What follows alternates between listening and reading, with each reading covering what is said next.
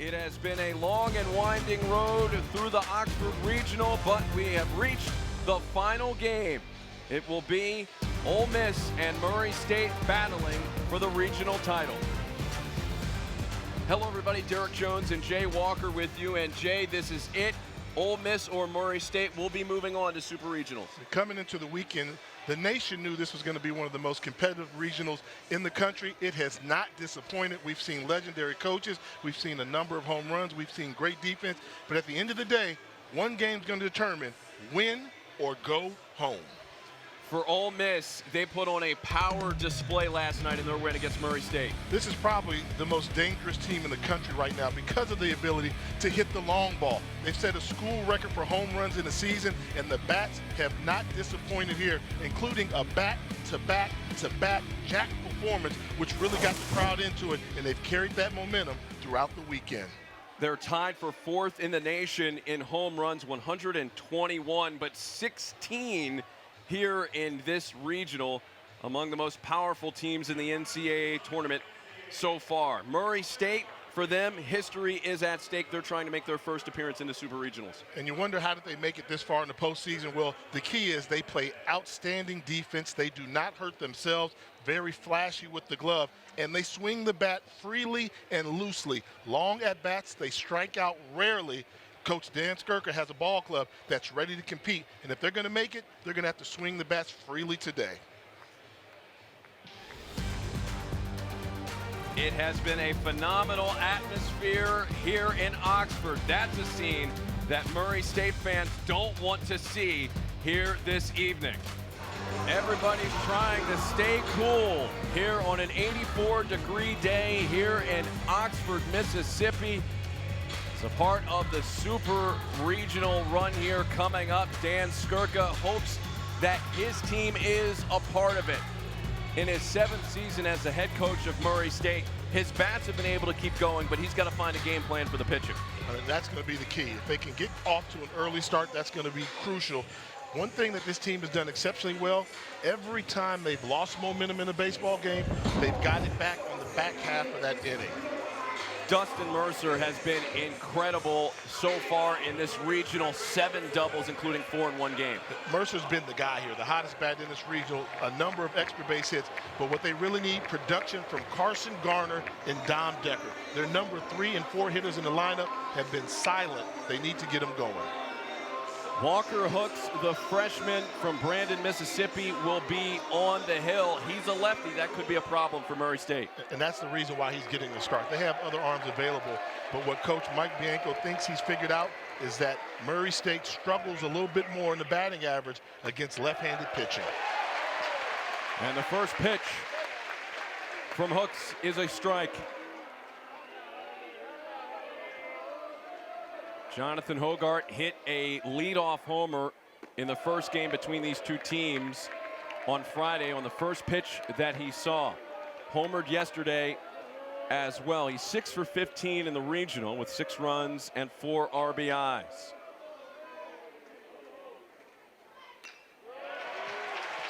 One of the things you'll notice, both leadoff hitters for these clubs are table setters. They're table setters, and they can also clean the table as well with the ability to hit home runs. Hogarth has 19 home runs on the season. He can hurt you in so many different ways besides just getting on base. Ground ball over to Judd Unimark. 1 down in the top of the first.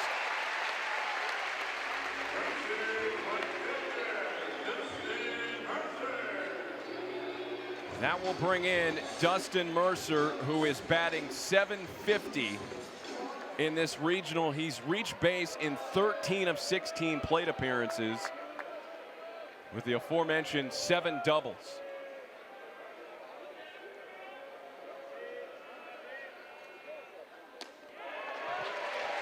He's starting with a strike. Off speed, showing the respect, so they're going to pitch him backwards, give him the off-speed stuff before he sees a fastball. And Ole Miss has been trying to figure out where to line up their defense against Mercer. They started out the series with the shift, then yesterday went to playing him more straight up. He didn't have as many extra base hits yesterday, but he still had a number of singles. Let's see if playing him straight up is the way to go. Inside for a ball. 2-1. As Jay mentioned, the decision to go with a lefty. If you take a look at the numbers for Murray State against left-handed pitching, they're hitting .263 on the season.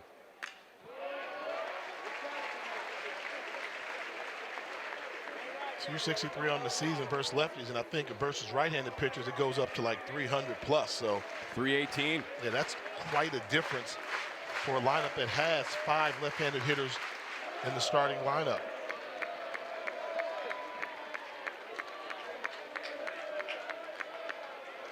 This is typical of Murray State. They go deep in the counts. They don't strike out often. They make pitchers earn it. Driven to right field towards Hayden Federico, and he has room for the second out. Mercer gave it a ride, but into the glove of Federico. And that's just kind of typical of what we've seen from Murray State. Even though the count's 3-2, you would think a defensive swing. No, they find a way to get hard contact on the baseball, even when they're down in the count. And here's a batter that Murray State would like to see come alive, Carson Garner. Garner takes a look at his strike. Garner, number 2 in school history for career home runs and RBIs. 46 home runs for the Racers. Sprays this one out to right to Federico again. A rare 1-2-3 inning against this Murray State offense in this regional. Ole Miss head coach Mike Bianco hoping to lead his team to the Super Regionals for the first time since 2022. He saw some things yesterday that he liked about his team's performance, obviously, including the timely hitting and some good pitching out of the pen. And what a great job Coach Bianco's done getting his Rebel team in this position after losing their opening game. They've got here the hard way, showed some toughness, and really starting to play a good brand of baseball. 16 home runs during this regional for Ole Miss, which is tied for most in the tournament field thus far. I mean, from top to bottom, they are a threat in different ways. And you talk about 2 guys in the lineup that have 20 home runs on the season. Judd Udemark batting cleanup, and all the way down to the 8th hole, Austin Fawley has 20 home runs as well. First time in school history, they've had 2 teammates with over 20 home runs. Isaac Silva has a challenge in front of him. We already saw him in this regional. We'll see how much gas he has in the tank. And the key for Silva, he has to come up with ground balls. His pitching repertoire is sinker, slider, changeup. His slider is his best pitch, but the sinker can produce ground balls. He's going to have to stick to that formula today against a free-swinging, hard-hitting Ole Miss baseball team. Murray State finds a way to win when Silva is on the mound. They've won 8 of his last 9 appearances. He will see Mitchell Sanford first. Sanford takes on the first pitch for a ball. Sanford 8 for 17 in the regional, a couple of home runs and 6 RBIs. He was a part of that chaotic 8-run inning last night put together by Ole Miss. And Sanford, he's the troublemaker of the lineup for Ole Miss. Always getting into something. The big play, the dramatic play. He can hit you with home runs. He's got speed on the base pass. Good fielder. You always just seem to see Mitchell Sanford somewhere in the mix for Ole Miss.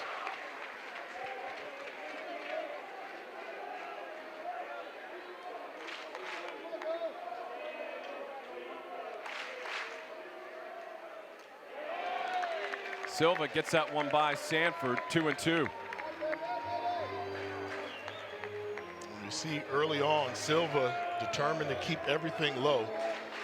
That's a safe place to live. You just have to trust your back catcher and Veerling behind the plate. Should see a number of balls in the dirt. Sanford still going here. 2 balls and 2 strikes.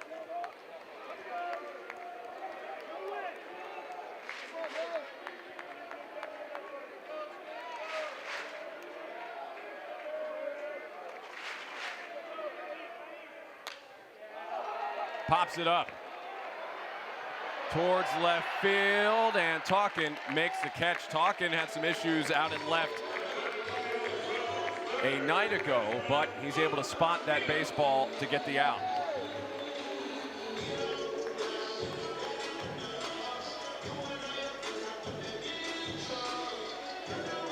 It was an interesting night for the next hitter, Luke Hill, the junior out of Baton Rouge.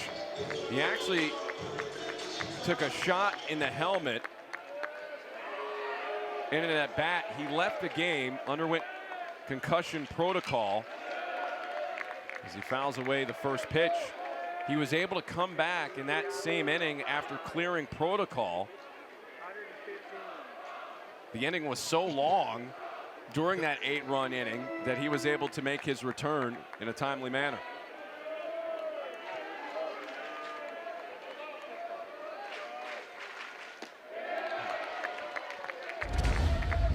This is what you're talking about.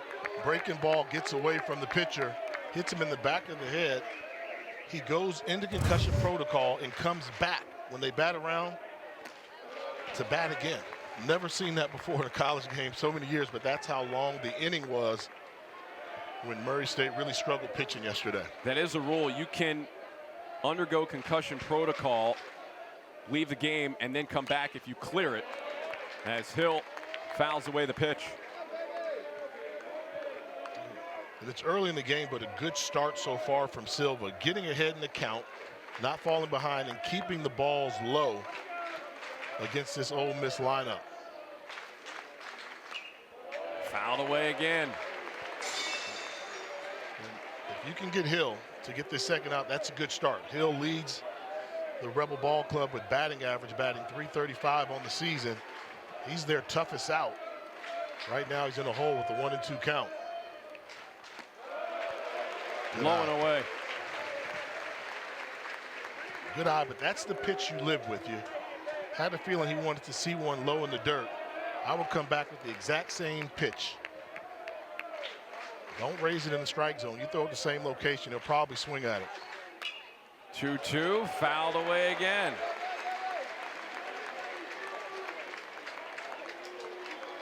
And in a game like this, for the starters, you start thinking about the pitch count pretty quickly.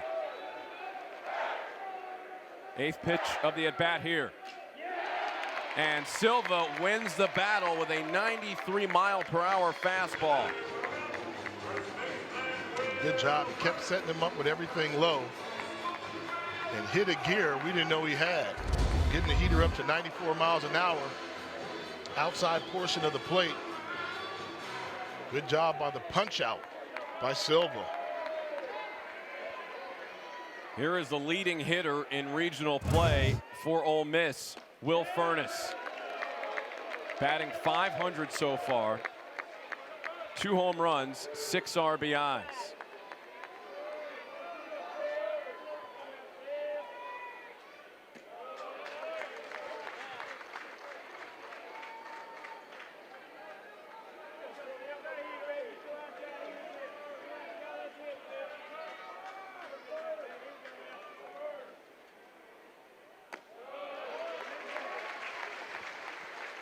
Two and one to Will Furness.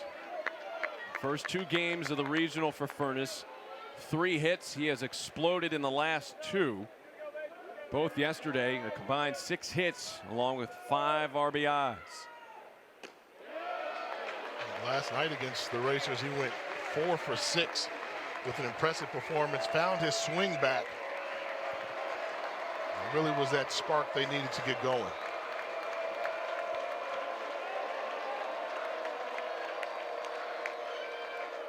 (3-1), pushed foul.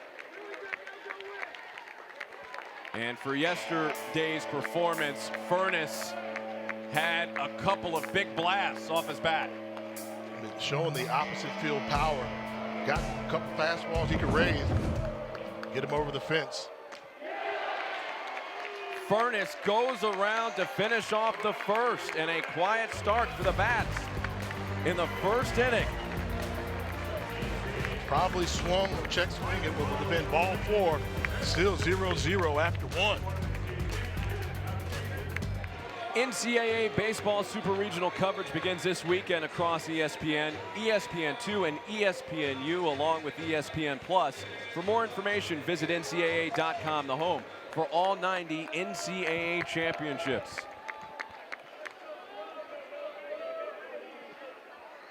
Dom Decker starts out behind 0-1. Murray State's offense not accustomed to being retired in order 1, 2, 3. The first time in the last 12 innings that took place. Not the start that you're accustomed to. However, on the flip side, your pitching staff did a good job of inducing a 1, 2, 3 inning as well.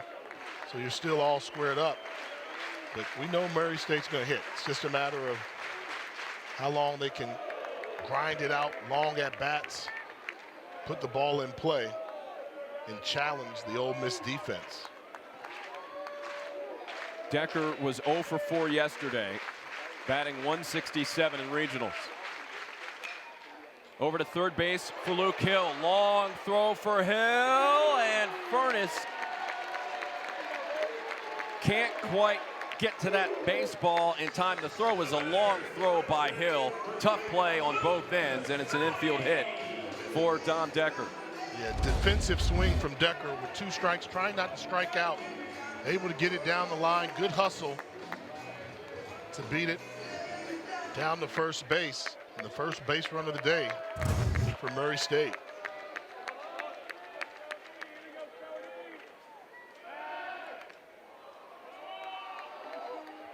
Luke Mastoni, the first baseman, makes his way into the box. The junior who has had some moments here in this regional. There's another one there with a single.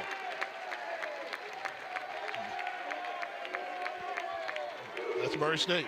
You know, the first inning, the bats were a little bit quiet. Start off the second inning. Show us the Murray State we've seen all weekend.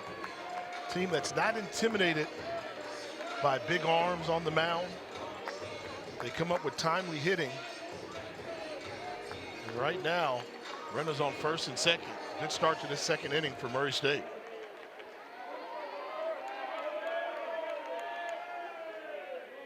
Will Veerling, the catcher, with 2 on. There's a strike. Veerling has an 11-game on-base streak, along with some productive numbers during regional play. Over to Furness, and Furness will have to hustle to get to the bag, and he cannot in time.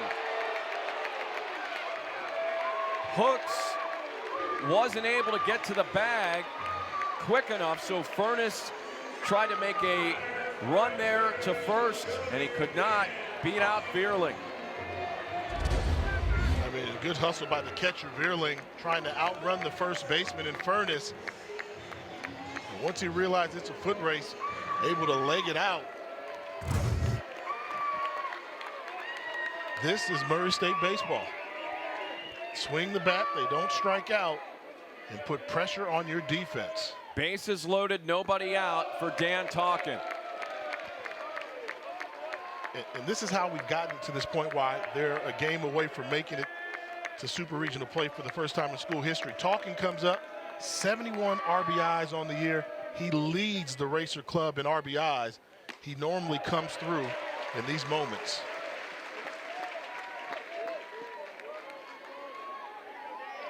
So after going in order in the first, 3 straight singles for Murray State. 1 and 2 to Talkin. Good pitch. I was thinking you have to go off speed in these situations. He dropped it down to 76 miles an hour on that changeup there. Talkin wasn't even close to it. After that one, now you have an opportunity to blow it by him with a fastball high and tight. 1-2 over to Furness. Furness will take it himself. A run is in as Decker scores. It's 1-0 Murray State. That's another RBI for Dan Talkin on the season. Had to get the ball in play. Does his job with the RBI, move the runners. Murray State grabs the lead.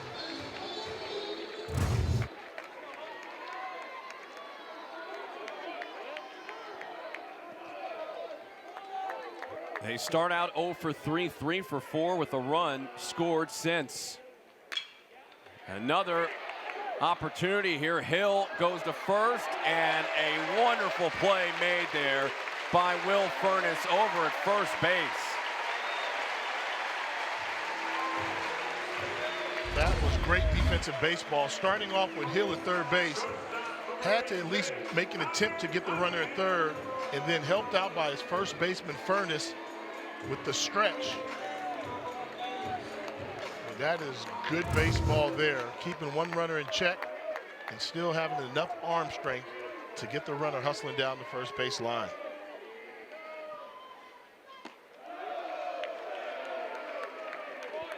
Connor Cunningham, the shortstop and the 9-hole hitter for the Racers.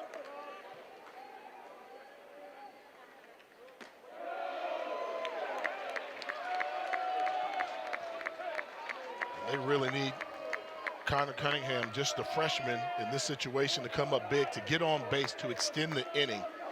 He bats ninth in the lineup with an explosive hitter like Hogart on deck.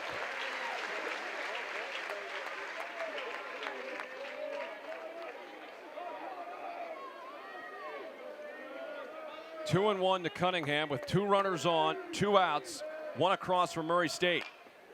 Ground ball over to first, another tough play, and Cunningham beats it out. And another run is in as Mastoni scores. It's 2-0 Murray State. And that pathway to first base has been treacherous so far for Ole Miss. Do whatever you can to extend the inning. Just a little number. Knew it was going to be a foot race. And I think it threw the pitcher hooks off when he saw Furness coming in to charge. Nobody was going to be there to cover. And Murray State able to get another run on the board. That'll be scored, an RBI single for Connor Cunningham. Look out. Dangerous situation right now for Ole Miss with Jonathan Hogart coming into the batter's box. Nice. You have to start him off speed. That's the respect that the top half of the lineup has gotten. They're not trying to establish the fastball. They realize that Murray State's a pretty good fastball hitting team, so now they're relying on the secondary pitches.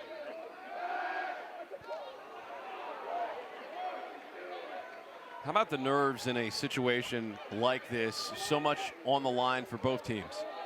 Well, coming into it, we knew that Murray State, their approach and attitude on this regional was, we're playing with house money. You know, they've had a dream season. They don't want the dream to end, and they've played like it all weekend except for last night. And Ole Miss, give them credit, when they fell down in the loser's bracket, they showed grit and mental toughness to battle to be in this situation where they're a win away from making it to another super regional. Mason Morris already warming up. He just got loose in the bullpen for the Rebels as Joel Mangrum visiting at the moment with Walker Hooks.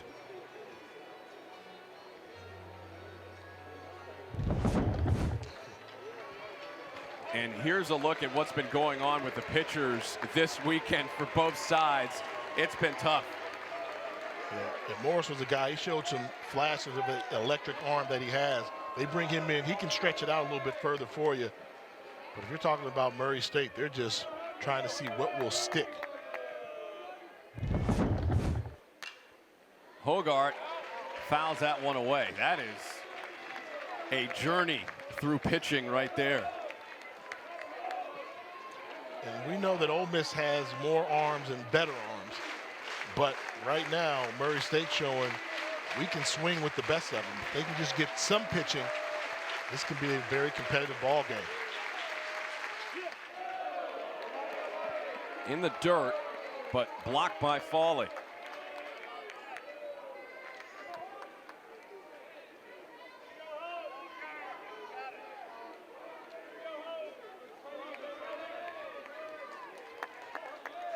have to trust yourself if your hook's on the mound. You have to throw the off-speed pitch here.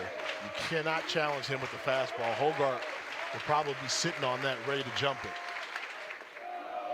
And that was it. He just missed. I mean, he's throwing 75-mile-an-hour breaking balls, but he's not throwing them for strikes. And when you want to set him up that way, you show him the fastball, change the speed, so that way you can have their knees buckle if you can get the breaking ball over for a strike.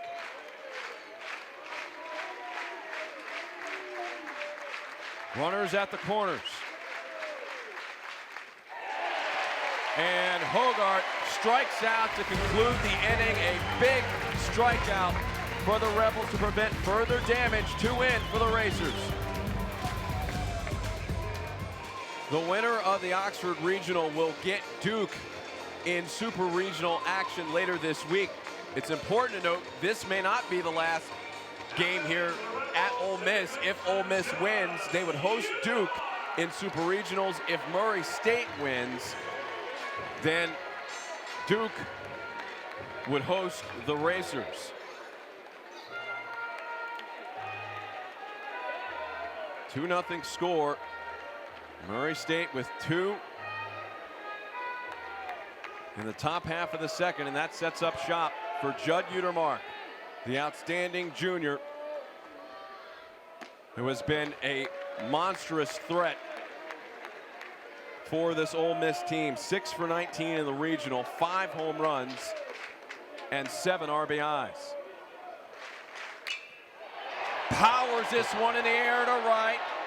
Back is Mercer. He makes the catch. Wow, one of the few times he hasn't been able to muscle a ball that he hit into the outfield over the fence. Wind blowing in a little bit from right to left. First time all weekend we've seen that. He's got more than enough power, but this one stays in for the first out of the inning.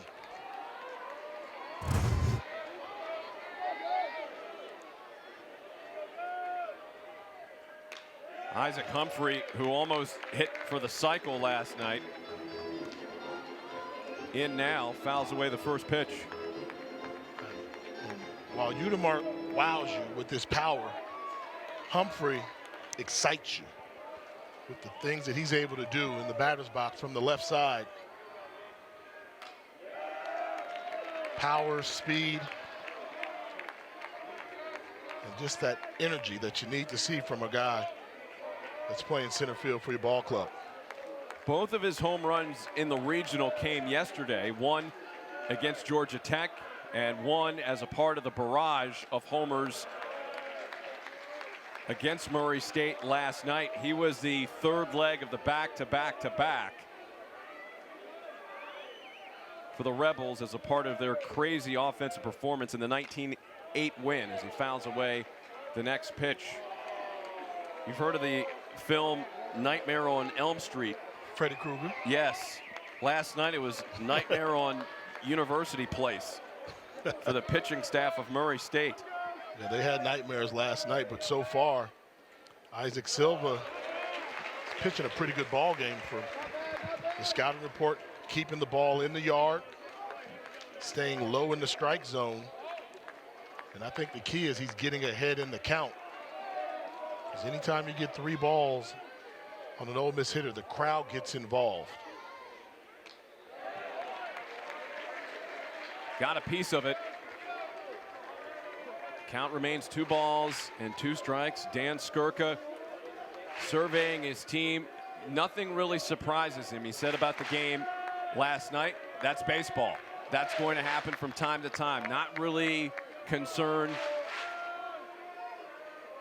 about what happened last night. He knows his team will bounce back, and at least in the early going, they have. And his team takes on his personality, or maybe his team's personality has helped shape him. He's as loose as they come as well. I mean, this Murray team is a loose bunch. They have fun. They appreciate the moment. And the coach seems like he's been enjoying the moment just as much.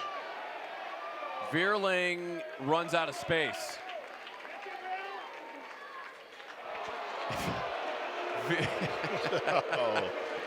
Vierling tried a no-look catch off the screen, dropped it, and got booed. Well, you know, these fans here, they're antsy. They're waiting. They're ready to cheer for something. You see Skirker, he's going to laugh at it too. He probably thought that was funny as well. Well, that shows you how loose this Murray State team is. Ninth pitch of the at-bat on the way. Ground ball over to Decker. Fields it, throws it, out 2. Made it look easy, right? Pretty hard hit ball coming off the bat for a college second baseman. They make the routine plays and they make the difficult plays look routine. And as a pitcher, you can trust that. If you keep the ball down in the strike zone and get ground balls, this defense is not going to give up a lot of infield singles or ground ball hits. They cover a lot of range. They all have strong arms.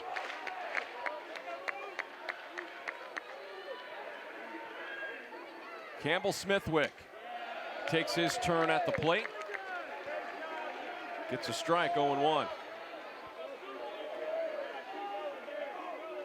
Smithwick has gone on a power surge here in this regional as well. Coming into the weekend, only had 3 home runs on the season, but has added 2 more, giving a spark to a potent Rebel lineup.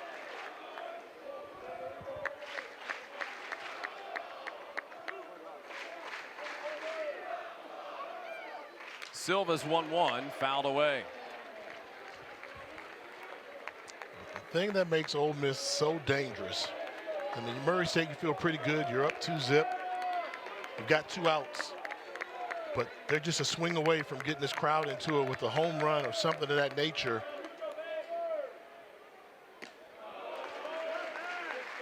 And that's what the crowd's waiting for. The crowd has learned to have patience with this ball club, knowing they're going to give them something to get off their seats for.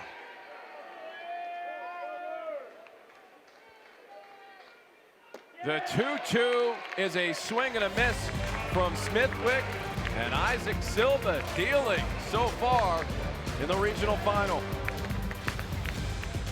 Good pitch, pulling the string on the inside. We know Ole Miss hits a lot of home runs. They also strike out a bunch. I think that fan's listening to the Paul Feinbaum show.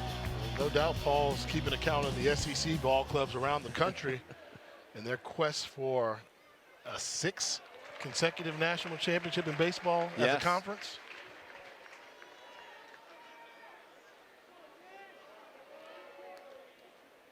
Dustin Mercer leads it off here for Murray State. Hardy cut there from Mercer, who's 0 for 1. He's earned their respect. You know, over the weekend, they're just throwing everything to him. Soft, spinning everything. Nice pitch on the inside part of the plate. 3 pitches to get Dustin Mercer, who is 0 for 2. No, and that's why you start Hooks on the mound. A guy whose best pitch are his off-speed stuff, the curveball and the changeup. When you got a lefty in there, you got to bear down on him and be brutal. And those were 3 nasty pitches from Walker Hooks.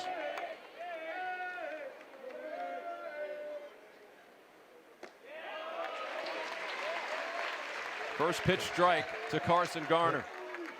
81-mile-an-hour changeup. That's his plus pitch there. So they're pitching Murray State, seems like the whole lineup. They're starting them with everything but off-speed pitches. Into left field, and that will hit the wall and be a double for Carson Garner. So Garner picks up his first hit, and another hit here early on for Murray State. They needed Carson Garner to get it going after his struggles yesterday. We talked to some of the people around the program, and they said he had a really good batting practice session, worked on driving the ball, staying low, and you see the rewards right there as he comes up with the double. RBI chance for Dom Decker. Decker fouls that one away. Ole Miss was undone by infield singles in the top of the 2nd inning.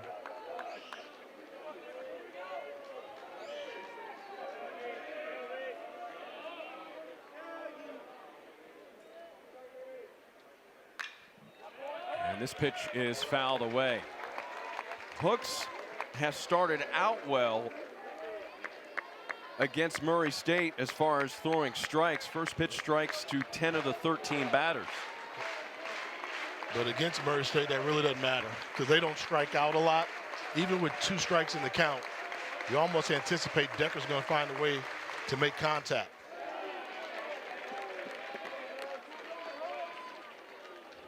They do a really good job of seeing the ball all the way through to where it crosses the plate. Even if it's a defensive swing, you see Decker able to just get a piece of the ball to keep the at-bat alive.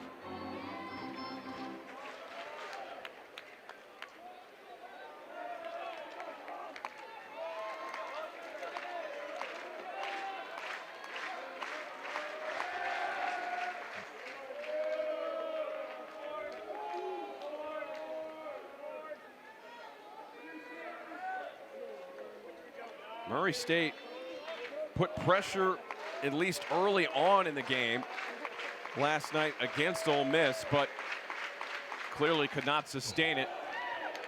Trying to do it again. They've got 0-2 count, lefty on lefty matchup, and won't throw him a fastball. I mean, he's set up for the high fastball right around the numbers, but pitching coach Joel Mangrum for Ole Miss saying, we've seen that before. We don't like that formula. We'll keep spinning pitches. The check down the line to third. Decker did not go. One of the few fastballs that they've thrown in this game, not just to this batter. Really relying upon the off-speed stuff, particularly when you got Walker Hooks on the mound with a plus-plus changeup. Ground ball up the middle, base hit. Heading home is Garner. The throw is offline. He would have beaten it anyways. It's 3-0. And Murray State out in front.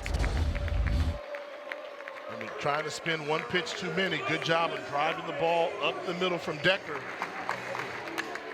And realizing that they're going to make a throw. If you don't hit the cutoff man, he's easing up. You're going to throw for home.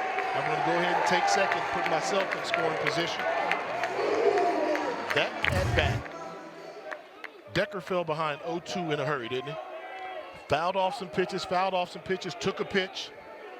And once you decide to come in his wheelhouse and go for the strikeout, comes up with a timely base hit. Mastoni drives it to left. That is off the wall. This will score another run. Decker is in, and it's an RBI double for Luke Mastoni, and it is 4-0 in favor of the Racers. Well, you have Walker Hooks in there because he's left-handed, good against lefties. That means your right-handed hitters have to take advantage of that. Not a lot of velocity. Good job of punching the ball to left center field by Mastoni. And my, oh my. Murray State, we knew they could hit with the best of them. And playing the type of baseball we've seen them do most of the weekend.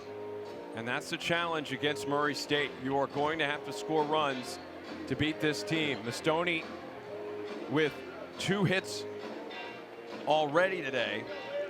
And as a result, the 22nd multi-hit game of the season for him.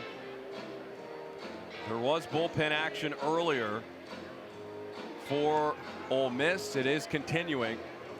And Joel Mangrum will take another visit to the mound. Yeah, they're going to have to bring in some velocity. They tried the off-speed, going with the guy that doesn't throw as hard, with a lot of breaking ball pitches, going with the lefty. But you just have the feeling they may need Morris to come in here and cool off these bats.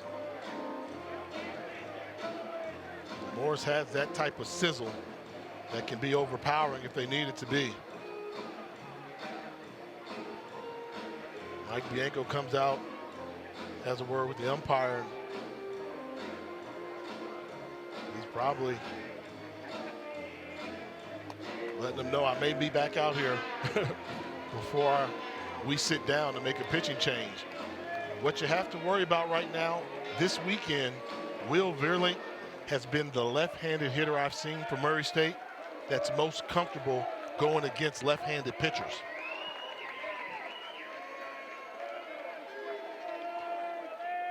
Fearling up with 1 out, 2 more runs in for Murray State. Fouls away the first pitch. Telling you, Veerlink sees left-handed pitching well. Maybe because of the position that he plays as a catcher, as a backstop he sees, used to so many different arm angles. And I think this could be a tough out for Ole Miss to get.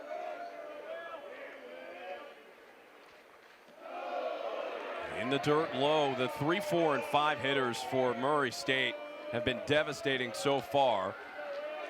They've accounted for all 4 runs, and they've also combined for 5 hits.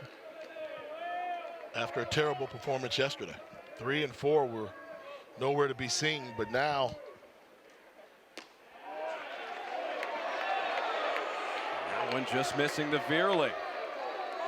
2 and 1. But this is what Murray State does. They're averaging 10 runs per game, just over 13 hits per contest as well. 2 and 2. You have to give a lot of credit to Dan Sturcker with their approach to the plate. I mean, they make you work for every strike you get on them.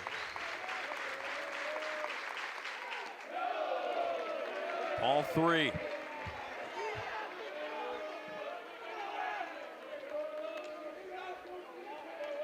Pitch 50 already thrown here by Hooks. And he'll take a toss over to second base.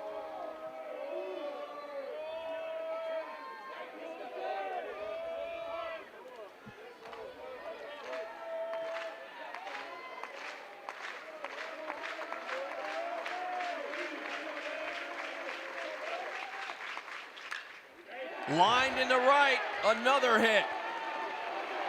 Run number 5 is heading home as Federico fumbles the ball in the outfield. Mastoni is in, and it's 5-0 Murray State. Going into the at-bat, I said the one left-handed hitter that sees left-handed pitching the best is Will Verling.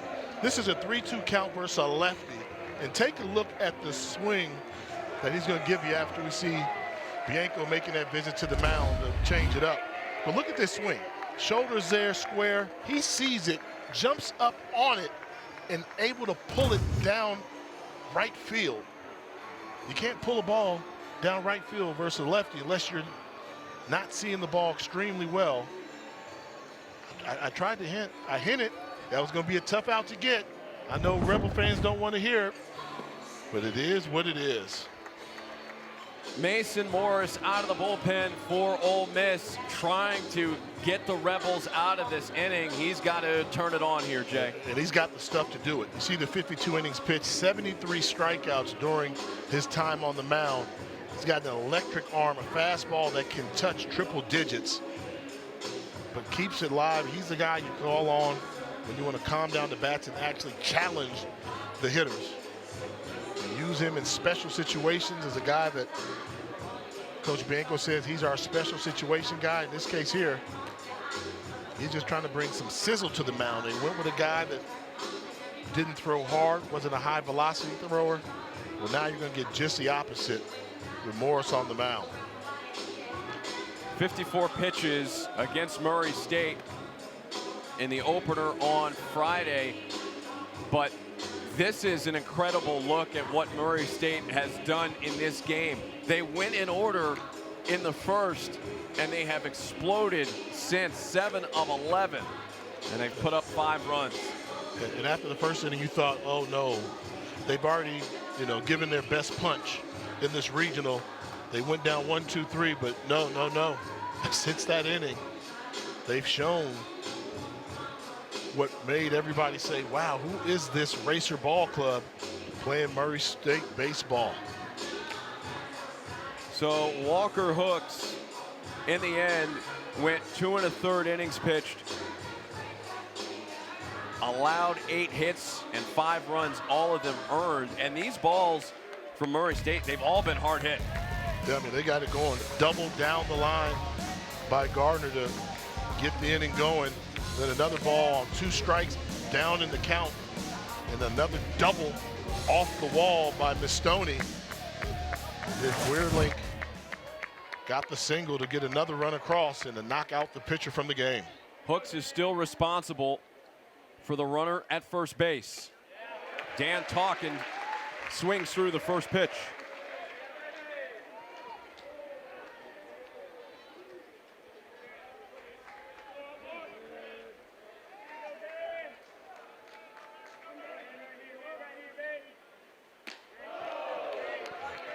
See Morris coming in, throwing 95, 96 miles an hour. Trying to establish different pitcher on the mound. None of the soft stuff. See if you can catch up to this.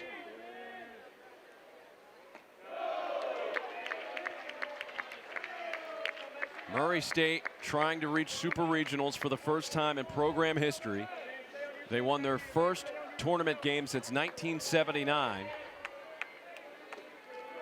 on Friday in the stunning win over Ole Miss, trying to do it again to the Rebels to punch their ticket to super regionals. Ooh. Oh, nasty. Wow, that almost looked like a 12-6 breaking ball at 86 miles an hour. Look where this ball starts and where it finishes. Oh, nice bite.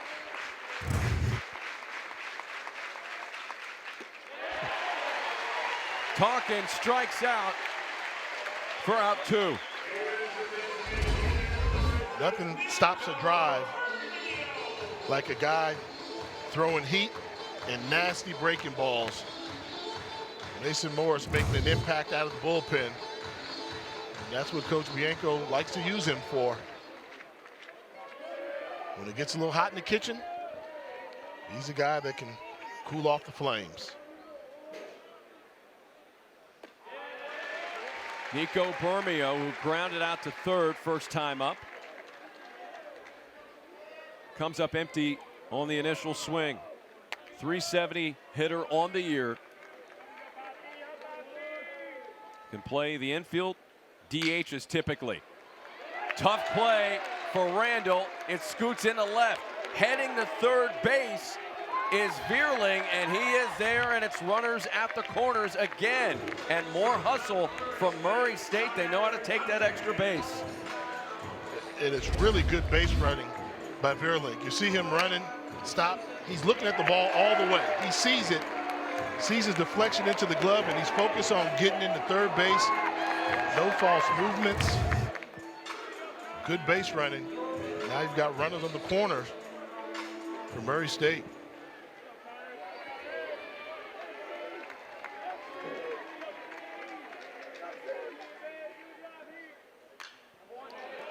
Connor Cunningham trying to keep the train rolling for Murray State, who has 5 hits in this inning.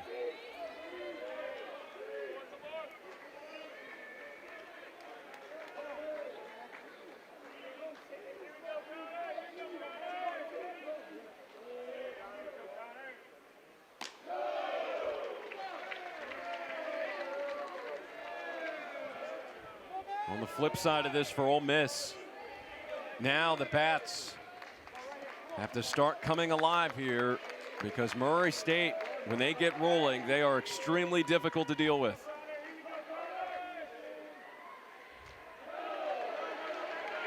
Hawley grabs that, and Veerling has to hurry back to third base. He had come down the line anticipating on maybe making a run towards home. See him there. He sees the ball. He thinks it's going a little bit further than it does. Whoa, I gotta hurry up and get back.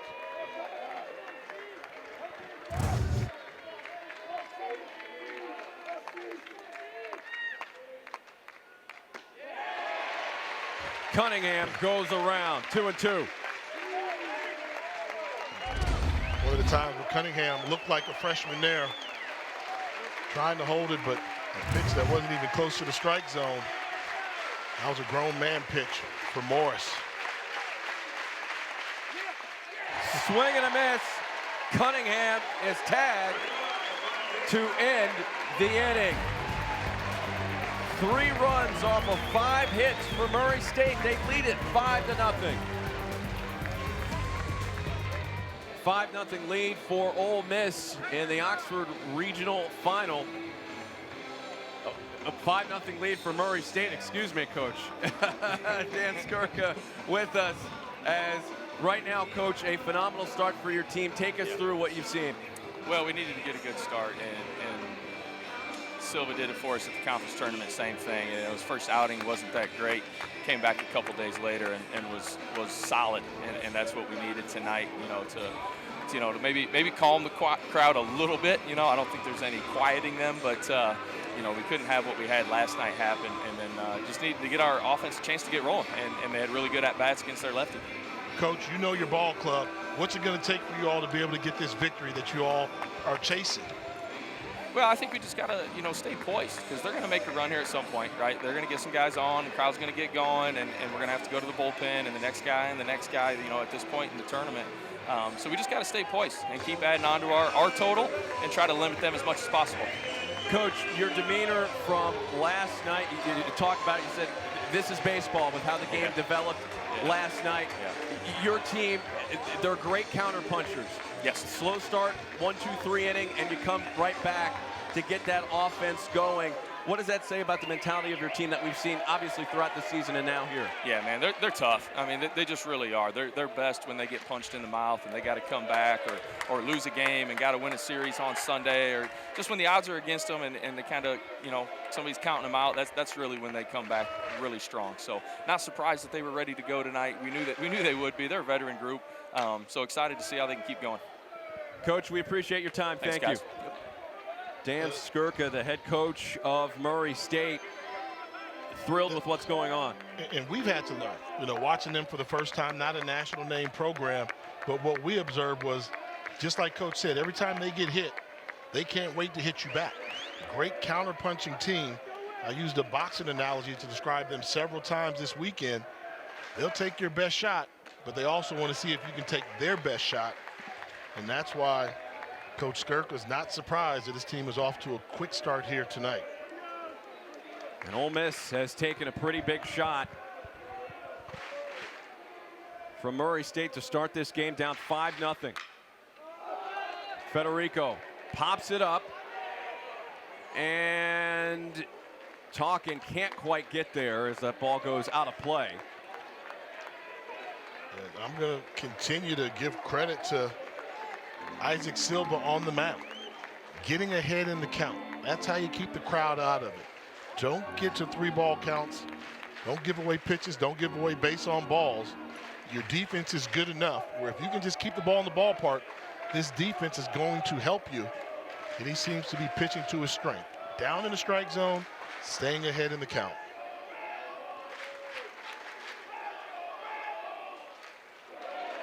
Federico fouls it away. 7, 8, and 9 has been productive here for the Rebels during the course of the regional over the last day plus in particular.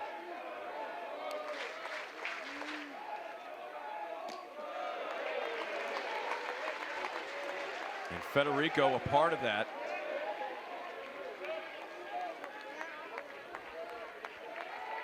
As he'll try to get this offense going that has fallen behind.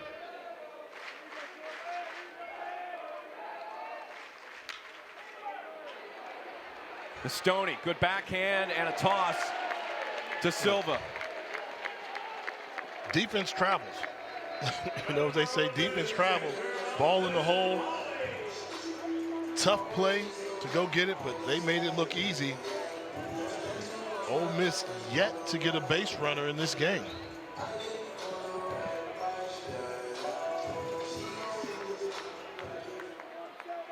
The home run hitters in program history for Ole Miss. Take a look at most in a season. Butermark and Foley, the teammates, first time ever in program history that they have at least 20 as this one goes back and over. On cue, home run for Austin Foley. Miss is on the board.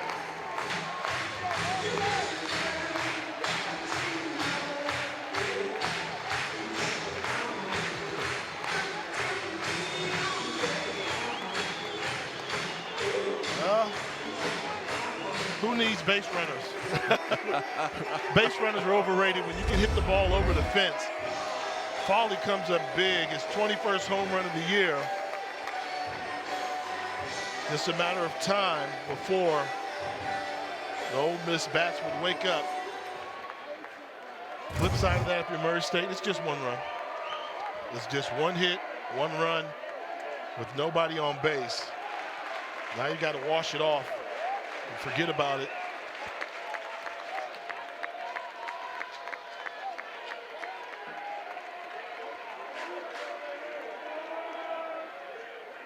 Braden Randall, who will get the start again at shortstop, as the junior tries to extend the inning.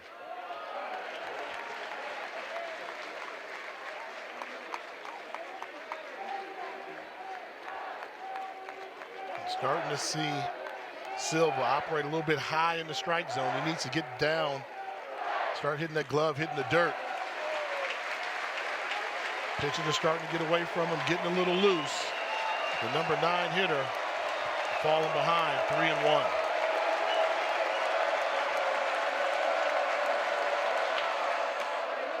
There's strike 2. As Randall will reset. That was a 17th home run in the regional, by the way, for Ole Miss, which is the most of any team in the country. Line drive, but foul.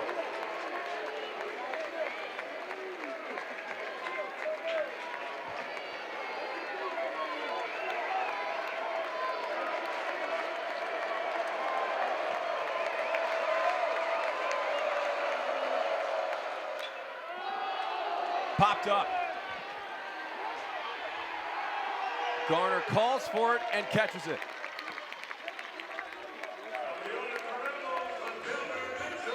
And that's a big out right there.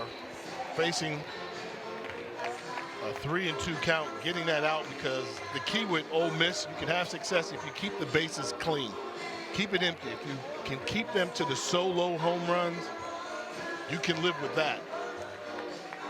But things get real dicey when they get guys on base.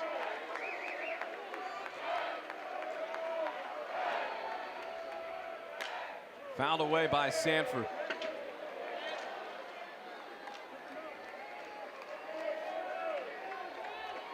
And there is Nick Shuddy.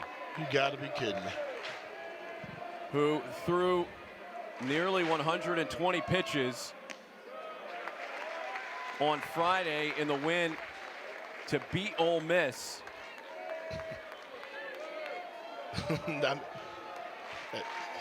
The way he hung in there to throw 118 pitches, where we thought he could have been pulled from the game several times, and still able to gut it out and use the innings up that his team needed him to do.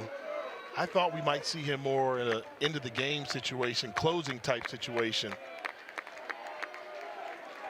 But Coach Sturka and pitching coach Steve Atkins may have different ideas for him.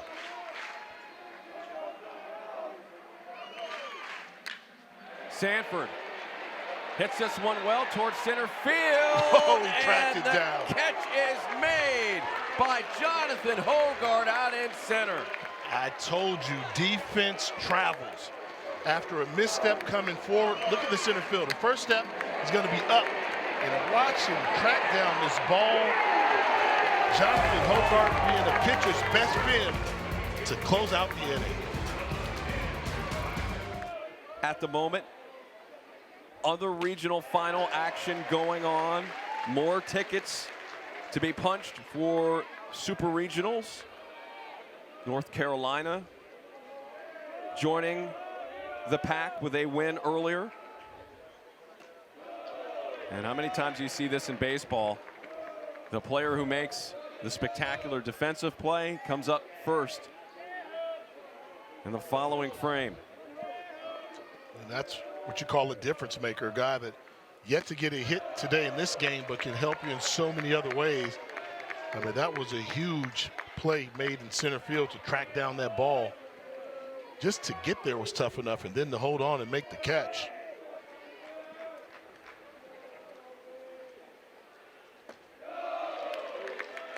Three and one to Hogarth.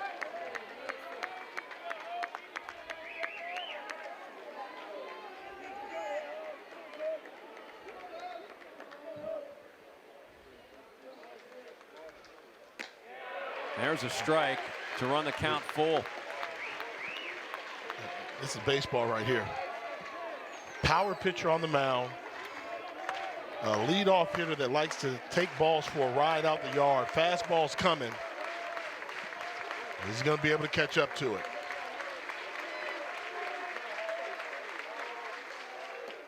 Oh, he went away from him. Base is empty.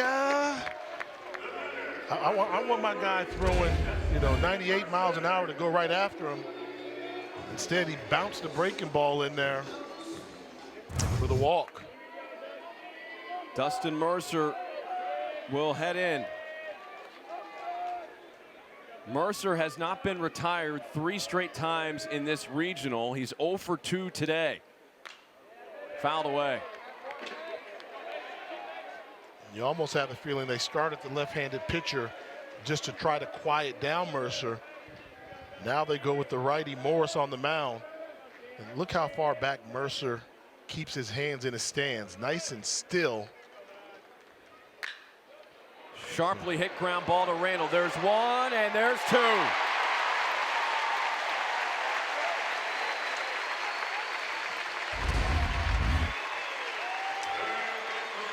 Good defense by Ole Miss, and maybe they figured out where to line their defense against Mercer. First couple days they were doing the shift against him. That time they played him straight up and were rewarded with a double play.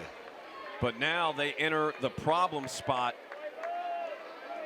of the Murray State lineup for this evening.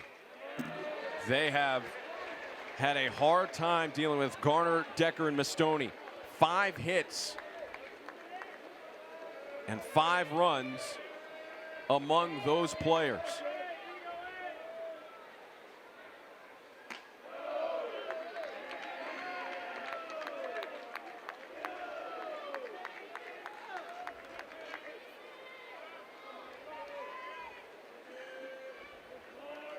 One and one to Carson Garner.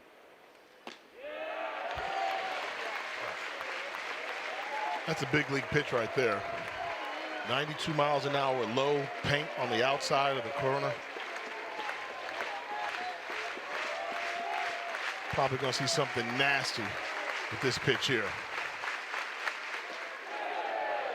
They tried it. That was a setup pitch there. It would have been the one. He just missed it a little bit with that nasty cutter on the outside. 2-2. That sneaks into right field for a base hit. Utermark was playing on the other side because of the shift, and they gave up that side of the field, and Garner took full advantage. And you don't see a coach, rarely do you see a coach take off the shift in the middle of a count. But I would have thought once you got him down to 2 strikes and you were really attacking him, probably better off just playing them base defense, traditional alignment.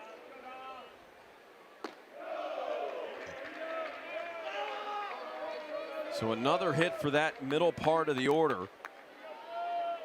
Garner is now 2 for 3, and here's Dom Decker, who is 2 for 2 with 2 singles, 2 runs scored. Garner on the move as they go with the hit and run.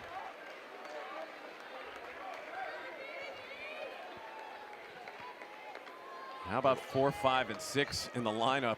6 for 6. That's the productivity that you need, and also add on top of that The number 3 hole hitter, Carson Garner's found his groove today. He's 2 for 3 in the box. So that's why Murray State is out to a 5-1 lead, keeping pressure on Ole Miss.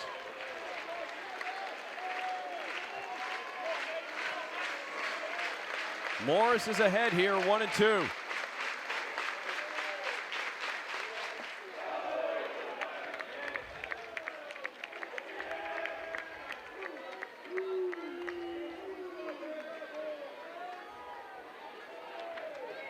This is not uncommon. 2 strikes in the count. This Murray State team does not tighten up. They keep their hand-eye discipline.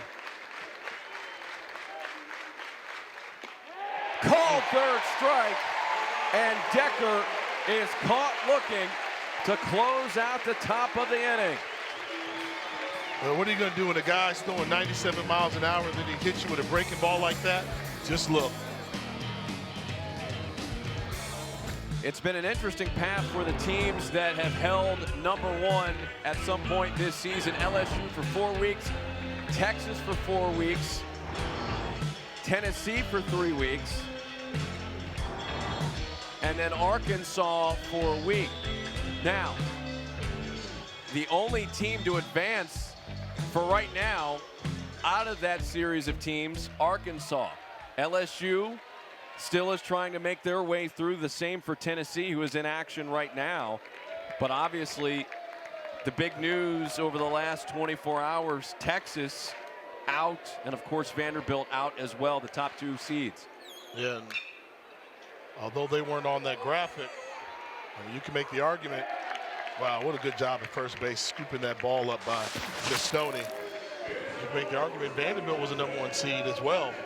They were #1 overall seed in this tournament. And take a look at action around the country.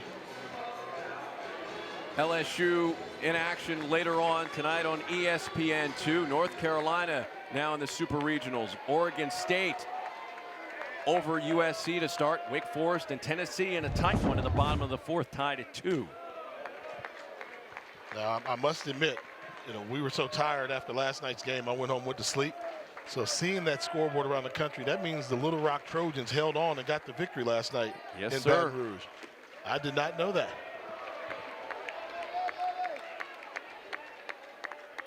The Trojans will fight on to try to knock out LSU in the Baton Rouge Regional. As that one catches Will Furness, and he'll go down to first base. The walks were a problem last night in the 19-8 loss for Murray State. They walked 10 batters, including hitting 3 batters. Let's take a look where must have got him on the pant leg or on the shin. This is what you don't want. Udemark coming up with a chance to hurt you. There is Friday's starter, Nick Schutte.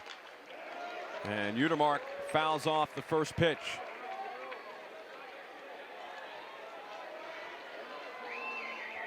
Dan Skirka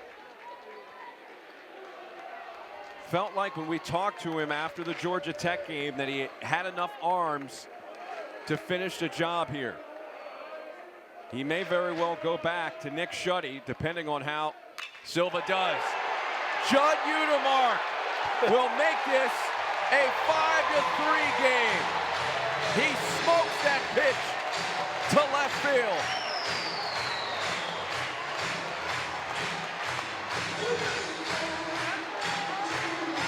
This kid has power.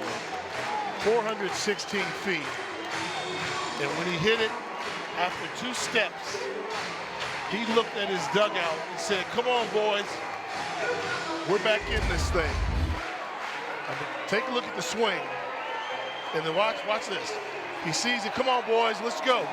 I know that ball's not in the ballpark anymore.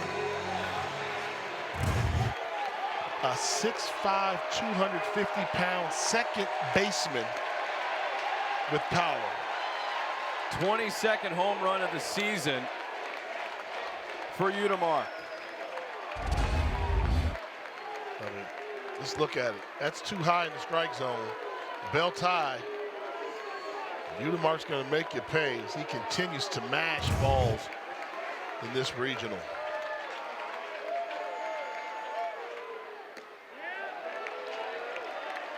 Oh, 0-2 to Isaac Humphrey. And we saw earlier and talked about it, Udemark and Foley, the first pair of teammates in program history to each hit 20 home runs in the same season. They both have gone deep in this game. That's what the team has been built on, the long ball. And you need your long ball hitters to show up, particularly when base runners are coming at a premium. And Humphrey strikes out for the second out. And that wound there is a little bit self-inflicted because Silva hit Furness with a pitch. You know, you got to keep the bases clean, no self-inflicted wounds. Hit batsmen, they're going to make you pay, and nobody has hit more home runs in a regional than Judd Udemark this year. 6 home runs for Udemark. And we talk about how dangerous he is without anybody on base. When you put people on, it can be tough. We saw that last night, taking notes after at bats, getting some journaling done along the way. Note to self, keep doing what you're doing. We're swinging at grapefruits right now. Campbell Smithwick, who has flashed some home run prowess in the Oxford Regional.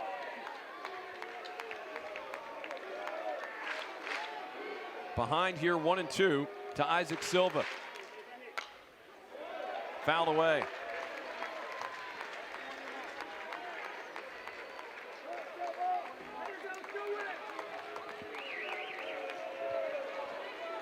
When Udemark goes back to the dugout,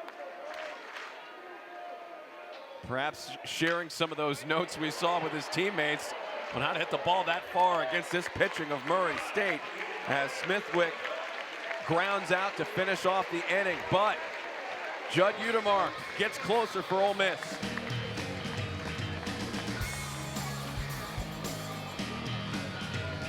Ole Miss head coach Mike Bianco joining us right now. Coach, Judd Udemark with another home run in this regional to bring your team closer. Yeah, you know, him and Foley have had great tournaments, and obviously 2 big home runs that gets us back into the game here. Got the crowd back into it a little bit too. Absolutely. You know, talk about pitching on the mound. You start at the lefty, thought you saw something there with their left-handed batting average. Now you're going to the bullpen early. What are your plans for the rest of this game, pitching-wise? Well, Jay, this is our ace, and you know, we obviously didn't want to get to the 5-0 lead, but you know, the 2 runs in the second off hooks, you know, 3 infield singles, and just thought he was a little snake bit there. And we're hoping to get 1 more before we got to Morse, but we couldn't get him ready. I think 3 doubles in a row before we could get him into the game. So bad fortune, but you know, we're in a good spot. We just got to keep swinging. Coach, thanks for your time. We'll let you get back to it. All right, guys, appreciate it.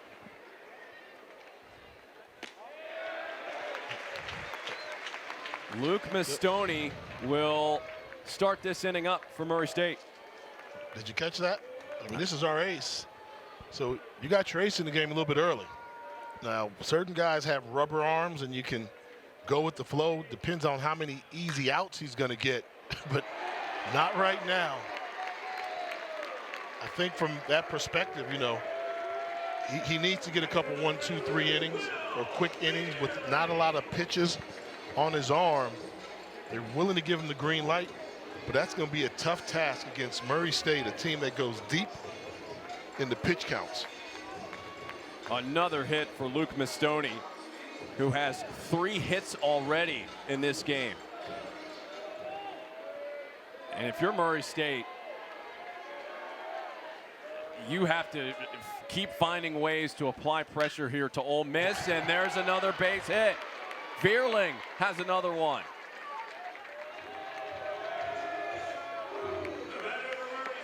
Now they're getting some looks, and it's what they need to do when the other team has their ace on the mound.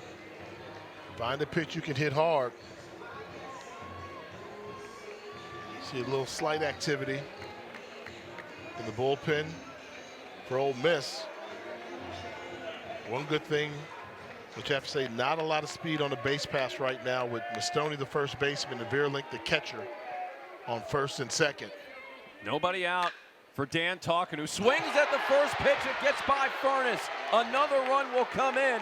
It's Mastoni, and it is 6-3 now. Murray State, as right behind that throw, Talkin took second base, and the hustling of the Racers continuing on. And a little bit different. You almost get the feeling if that ball's hit at Murray State, they find a way to field it. But Ole Miss Furness, you got to help your pitcher out in that situation. Keep that ball in the infield. It gets by them, and they capitalize on it. That will officially be scored in error against Will Furness.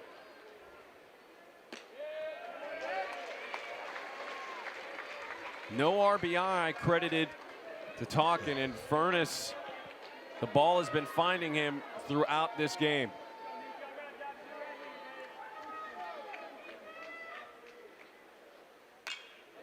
Fouled away by Bermeo. This is a team that swings the bat consistently. They keep the ball in play. They put pressure on your defense. They really challenge you in so many facets.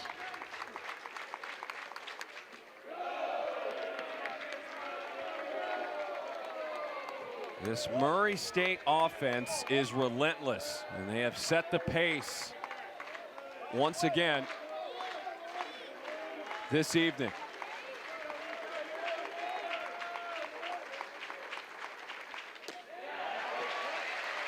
And Bermeo strikes out for the first inning, or for the first out, I should say.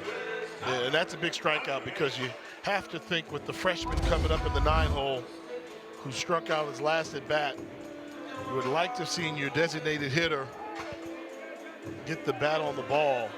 But a good job by Mason Morris digging deep and coming up with the big time strikeout. Cunningham, you got to get the ball in play. You've got to get the ball in play in this situation here. Don't fall behind early. And if you're Morris, you have to go right after him. You have to come after this number 9-hole hitter. No free passes. Challenge him a little bit and see if he can handle your stuff. Good pitch.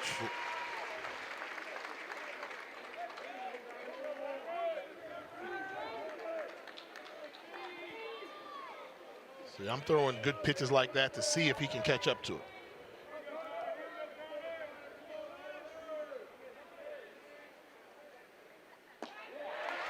1-2 now to Connor Cunningham. Another action in regional final play. Another SEC team trying to make it to Super Regionals. Tennessee with the lead over Wake Forest, 6-2. 1-2.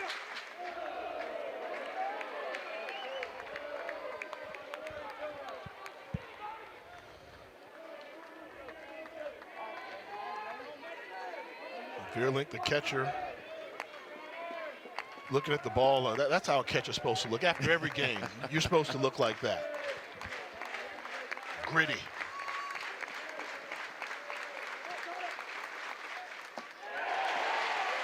Cunningham strikes out for out 2. Another tough pitch from Morris. 5th strikeout tonight. Yeah, you don't want to put the freshman in that situation there. It's a pitcher that's throwing nasty stuff.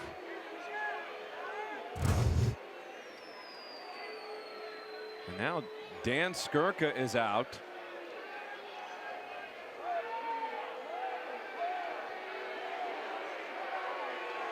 Wonder what this is about. Oh, it's a check. He's bringing the umpires together. Looks like he wants to check out something.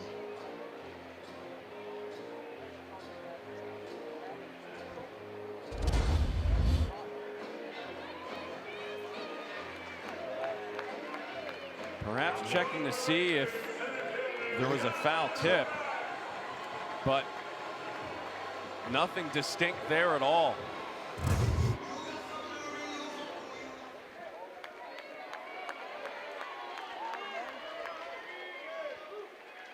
That will bring up Jonathan Hogart for the Racers. Watch this first pitch. I'm thinking nasty slider to start him off.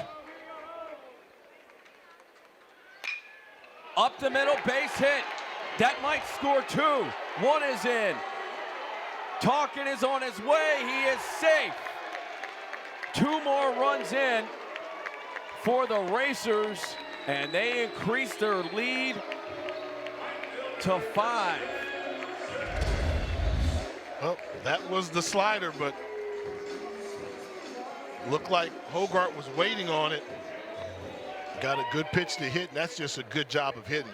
It's a big-time pitch, but even a better job in the batter's box by Hogart, driving that ball up the middle, which is what you want to do with that pitch.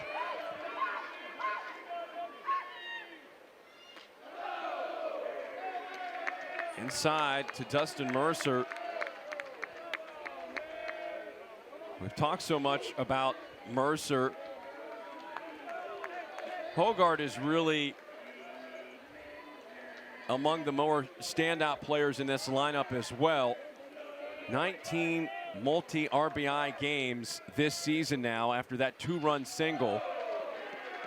Coming into play here today, he was a team leader in doubles. He still is. He was in the top 10 in the country in doubles, but this run by Mercer has him drawing closer. Ground ball down the line.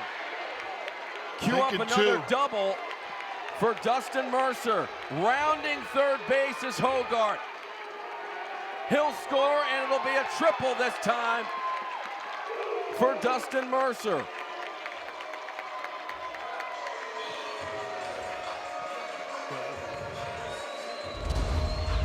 I mean, they're trying to find how to defense him with the defense. Pulls it down the line, and he's thinking 3 all the way. That ball gets in the corner. He sees it, turns second base, and he's digging, racing to third base like the Racers do. And you know what? You know what this reminds me of? Murray State, their most famous alumnus is who? Mike Bianco heading to the mound right now, but Ja Morant. He plays basketball. Yes. When you watch a basketball game, the old school way was hitting 2-point shots. What's the new wave? 3-point shots. Ole Miss is playing long ball. They're going for the sky hook, the layups. Meanwhile, Murray State is sitting outside the 3-point line. Just give it to me, and they're just letting them fly. And right now, that seems to be working. Well, Will McCausland will come in to try to shut this down because Murray State has a 6-run lead as a Racers bench feeling it in Oxford. Arkansas, Auburn, North Carolina, UCLA among the national seeds that have won and will also host a super regional. Coastal Carolina, another national seed, getting through, the same for Florida State. UTSA, of course, you take a look at that. That is among the biggest surprises on that list. Oh, absolutely, the biggest surprise. The Roadrunners from Texas San Antonio knocking off in-state rival, the Texas Longhorns. And now Will McCausland on the mound for Ole Miss, who has to go to the heart of their bullpen early here. Saturday, 30 pitches against Georgia Tech, so short rest. The throw over to first base is in time from Hill to Furness. And a quick one by McCausland, but Murray State adds to the lead. 9-3 lead for Murray State. And Racers head coach Dan Skirka going to the pen, but not just anybody, his Friday night starter, Nick Shuddy. I mean, and Shuddy left it all on the field, so we thought. in the opening game of this regional to set the tone against Ole Miss.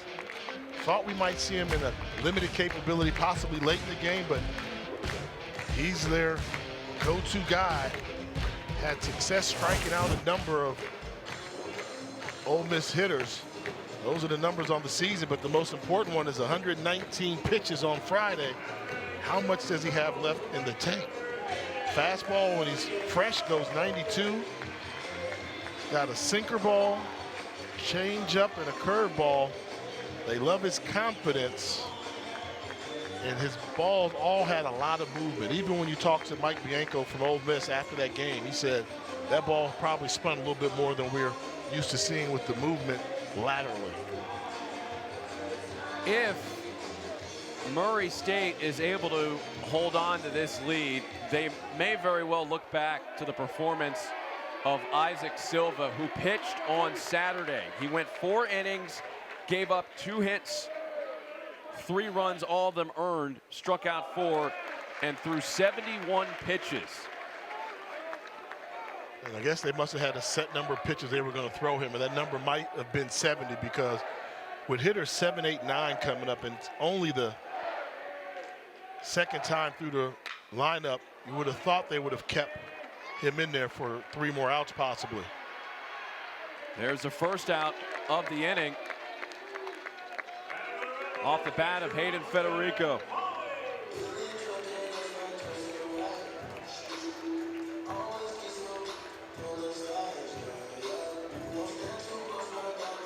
Silva faced the minimum in the first. The second, gave up the home run to Fawley in the third, and then gave up the 2-run shot to Utermark in the fourth. But considering what Ole Miss did to Murray State pitching a night ago, they will take that performance from Isaac Silva and run with it, and they have.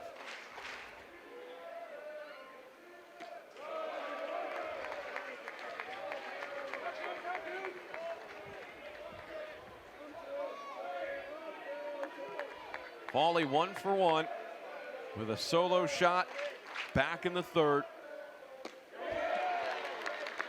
1-2. I mean, and Shetty's almost showing him, I'm not challenging you with a fastball. I saw what you just did to my teammate. He's just setting it up for the spinner. And everything in his windup and delivery says, I'm spinning stuff on you, as he spins it for the strikeout. He gets Austin Fawley for the second out. In steps Braden Randall. Yeah, he's worked up already, did a good job getting loose in the bullpen. Look at this pitch. I mean, I'm going to give you a little bit on the outside portion of the plate, then I'm going to pull it outside. If you swing, you're going to miss. Shetty's first strikeout of the night.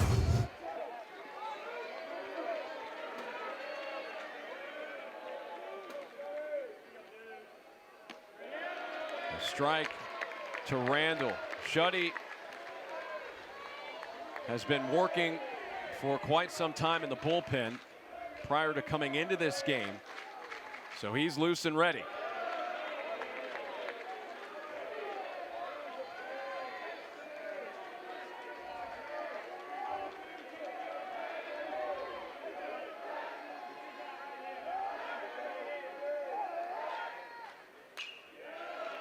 Fouled away by Randall, and you can't count out this Ole Miss offense. No. By any stretch. They put them on, they drive them in. We've seen crooked numbers from them throughout this regional. Still a long way to go in this game.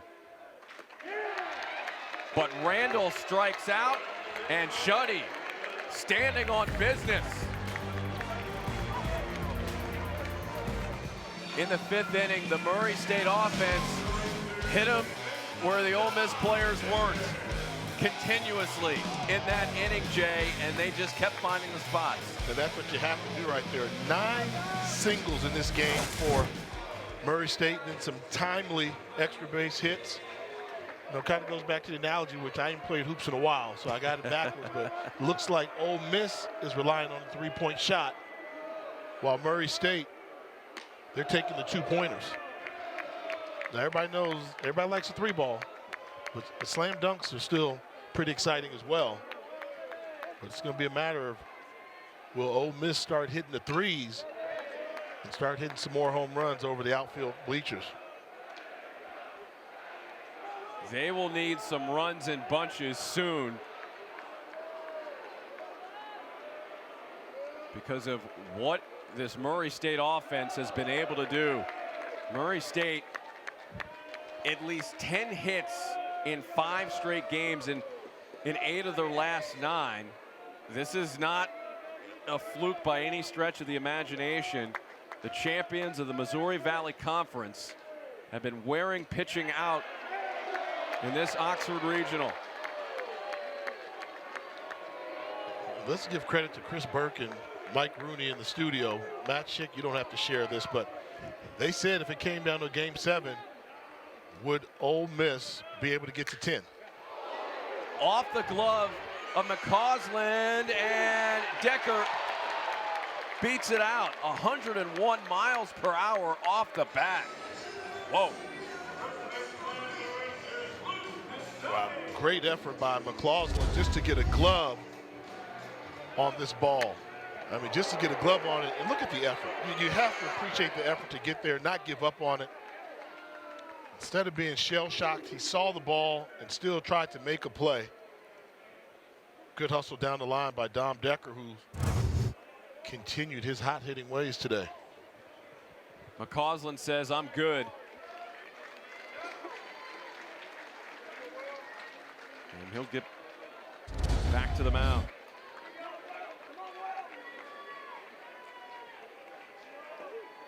Furness was making the indication to maybe review that, but looked like Decker was safe from that view. Luke Mastoni, who has been on one here this evening. 3 for 3, an RBI double, 2 singles, 3 runs scored. 3 racers now have 3 hits each, including Mastoni, along with Decker and Vierlich.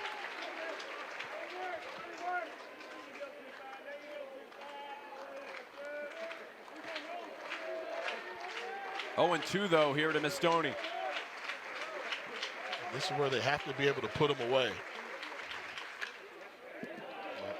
That's been the story of the regional for Murray State. Their hitters fall behind in the count, but yet opposing pitching staffs have not been able to put him away punch-out style. They do a good job swinging the bat with 2 strikes.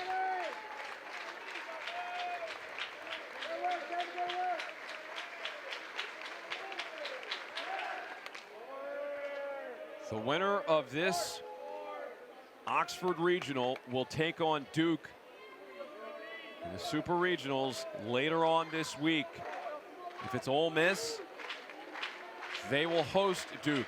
But if Murray State wins, Duke will have the opportunity to host a Super Regional. I'm not sure many people would have a potential Duke-Murray State Super Regional matchup in their bracket, but there is a chance that might happen with a score 9-3 in the top of the 6th.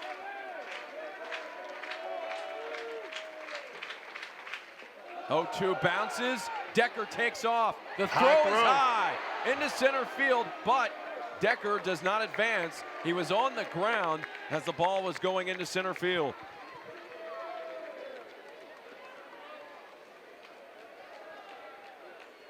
I mean, something here. I think even if Decker wanted to take off and go to third base, he had an Ole Miss player on top of him. A lot of contact there on that stolen base. He goes airborne. A little shaken up on the play, but hanging in there. Breaking ball missing to Mastoni. Not forget, once again, this count went to 0-2. But what do you see now? Murray State Batter getting back into control in the batter's box. 2-2 into center field, base hit. Decker rounds third. He will head home, and he is safe. It is 10-3 Racers.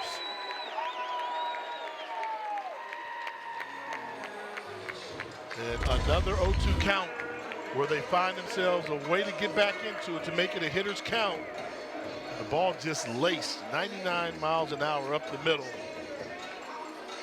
Throw off line. Murray State taking advantage of the situation, challenging the arms and the defense of Ole Miss. Murray State fans very happy with how this game has trended. 10-3 lead for the Racers. Will Vierling now up. Vierling with 3 hits. This match is the largest lead of the regional for Murray State. They led Georgia Tech at one point, 10-3. But if you are an Ole Miss fan, you're thinking, still got a chance to come back with these big bats. Remember, in that 10-3 lead for Murray State against Georgia Tech, they blew that lead. Georgia Tech came back to tie it up at 10 before eventually Murray State came away with the win.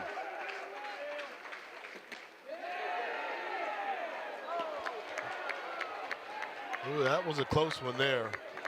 Vierling getting the benefit of the doubt. From our angle here, it looked like he about as close as you can get, right? Tight.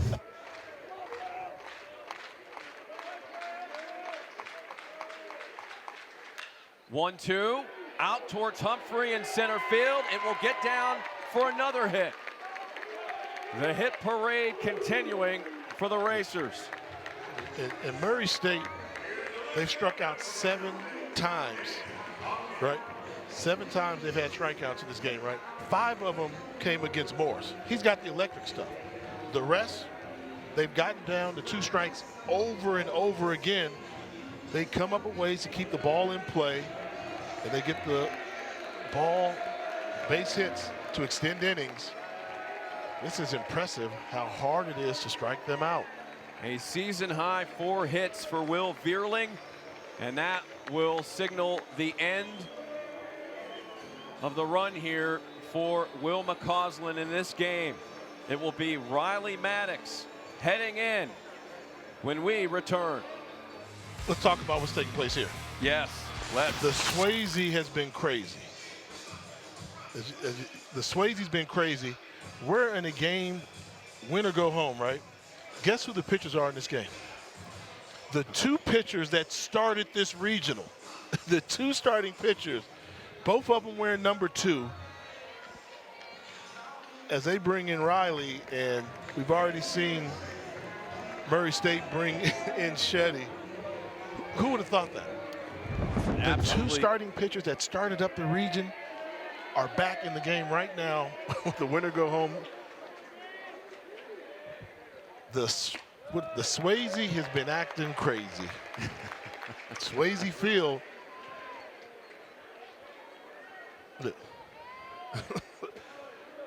Are deuces wild? When you play spades, are deuces wild for you, or Yes, you play 2 of diamond, 2 of spades, or you just play 2 of diamonds? 2 of diamonds. Strike there by Dan Talkin, as he can't catch up to that offering from Riley Maddox. 2 strikes again. Let's see if they can get the punch out. It's been 2 strike hitting. Normally you say you need 2 out hitting, right? But for Murray State, it's been 2 strike hitting, in which they've done a lot of damage.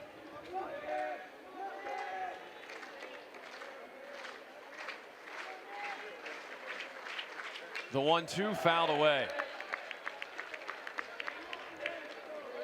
Of course, Maddox, the first pitch he threw on Friday was hit over the wall by Jonathan Hogarth. And that really set the tone perhaps for the regional. Talkin puts this one in the air towards right center. Humphrey is there for the catch, and the runners will stay put. for the first out of the inning.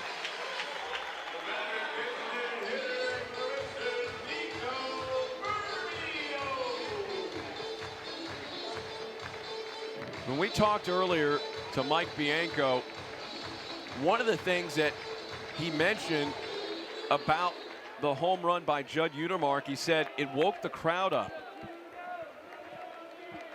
And that's been a part of this situation here this evening. The crowd has been quieted by these bats. Utermark for one, and then the relay is not there to cut down Bermeo. 2 down for Connor Cunningham. The fans who have been so enthusiastic throughout the course of this regional because of the home run hitting, they have been silenced by the offense of Murray State and perhaps surprisingly the pitching. And I'm going to go on record, the most important half of an inning for Ole Miss this season is coming up. If they don't get it going with the top of their lineup coming up in the bottom of the 6th inning, that's where you're going to have Sanford, Hill, and Furness, hitters 1, 2, and 3. If they can't produce some runs, it's going to be a monumental task to catch up to the Racers. Fouled away by Cunningham, fouled it off his leg. And bottom of the 6th, looming here for Ole Miss's offense as Cunningham knocked that one right off the shin.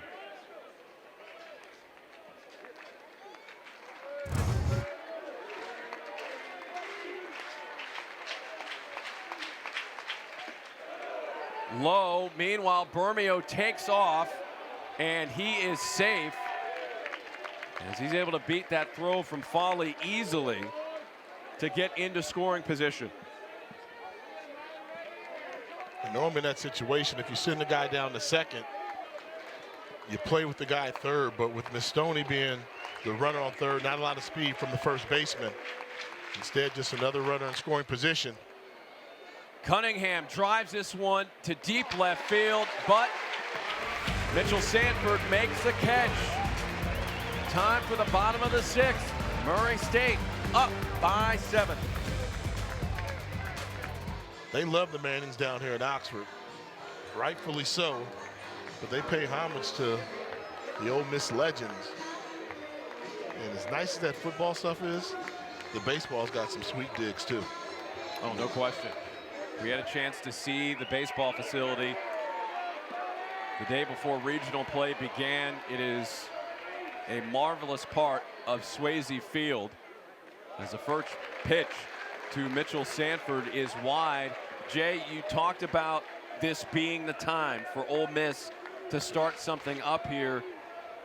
Bottom of the 6th inning, you felt like they needed to get going. Absolutely. It all starts with Sanford. I mean, Sanford's the guy that can stir the drink for them, rile them up a little bit, do exciting electric things. Leadoff hitter. You've got 12 outs to try and chip away at this lead. But more importantly, they need some base runners. I mean, they've only got 2 hits in this ball game. An explosive offense like this. Both home runs. There's a hit. The first non-home run of the game, courtesy of Mitchell Sanford.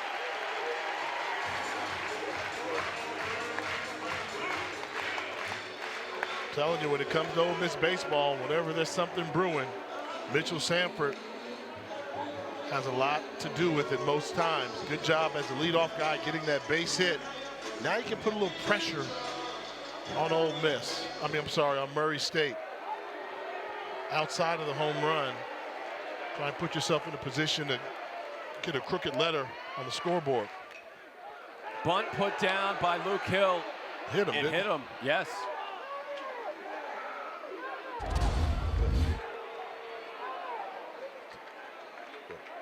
That ball gets him in the chest.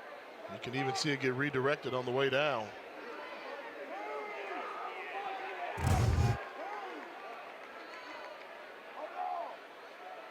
Dan Skirka out to get an explanation.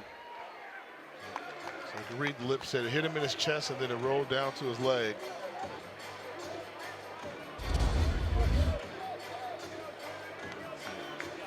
Where is he in the ball's in the chest, in the box.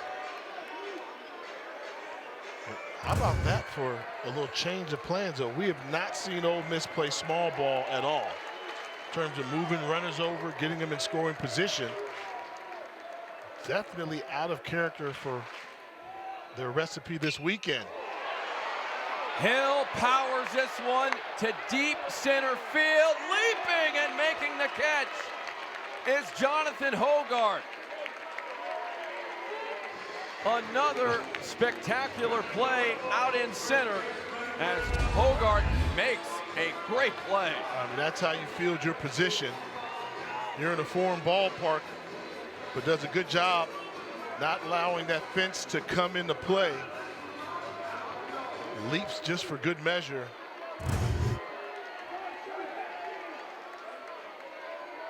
Warm night, not much of a wind here at Swayze Field.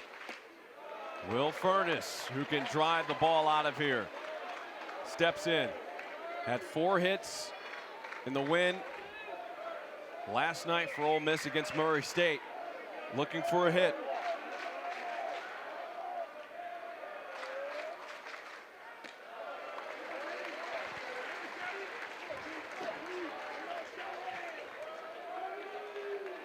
"17 hits so far for this Murray State offense." But one of the big columns, pitchers. Ole Miss has had to use 4 pitchers. Meanwhile, just the starters from Murray State. And we were worried about the pitching staff from Murray State getting tattooed. Would they be able to pitch well enough just to keep this game close? Well, they have exceeded expectations, only allowing 3 hits.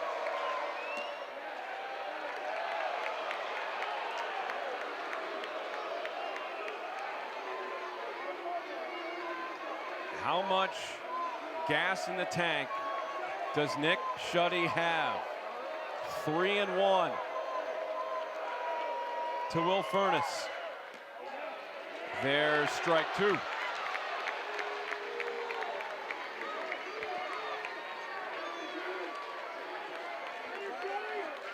Way to dig deep. 3-1 count. Throws a breaking ball for strike 2 to get back into it.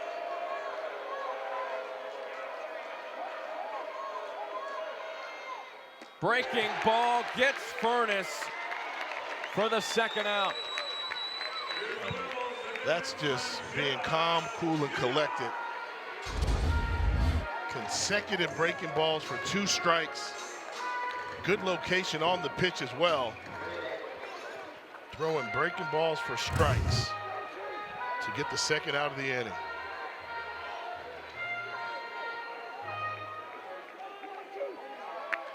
Seven strikeouts by Ole Miss. Judd Udemark at the plate. Had a 2-run homer last time up, fouls that one away. And I don't know what I give Udemark in this situation there. I'm throwing nothing but breaking balls off the plate. I don't think you show him fastball. You just try and get him to swing. And a breaking ball that starts in the middle of the plate and ends up outside the plate. Outside of the strike zone. Yeah. You do that, try and get something a little bit higher and see if he'll swing at it.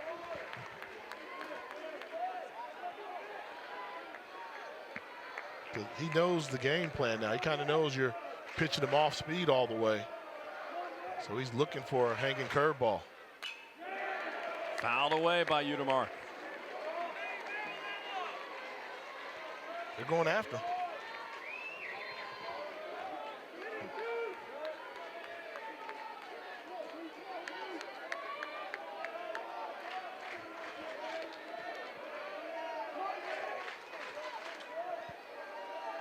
Schutte takes a glance over at first base. Mitchell Sanford. Judd Udemark strikes out to finish the 6th inning.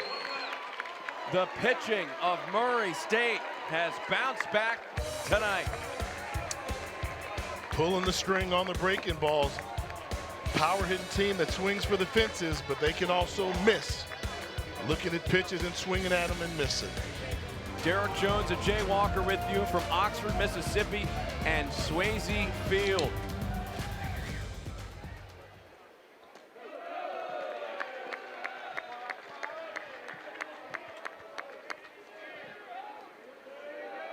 Dan Skirka and his Racers up 10-3.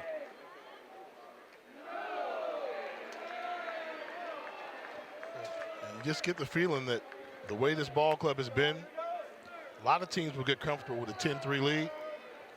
But if they keep their approach, long at bats, deep in the count, they'll try and tap on a couple more runs, make this lead a little bit more comfortable. Murray State trying to reach the Super Regionals for the first time in program history. A program that has made its first NCAA tournament appearance since 2003.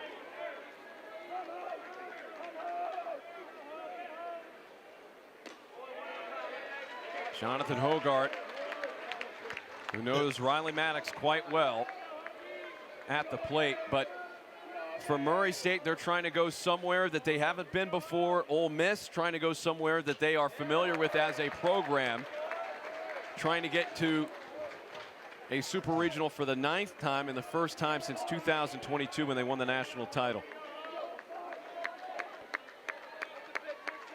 It's all about the approach to the plate. I mean, 3-2 count, one of the best two-strike hitting ball clubs I've seen in a while. Fouled away. Coming into tonight's game, if I'd have told you one team had 17 hits and the other had 3, you would say, wow, Ole Miss is beating the brakes off of Murray State. That's what makes this stunning thus far, as Look at Hogart this. comes up with another hit. He takes the turn. He's heading for 2, and he is safe.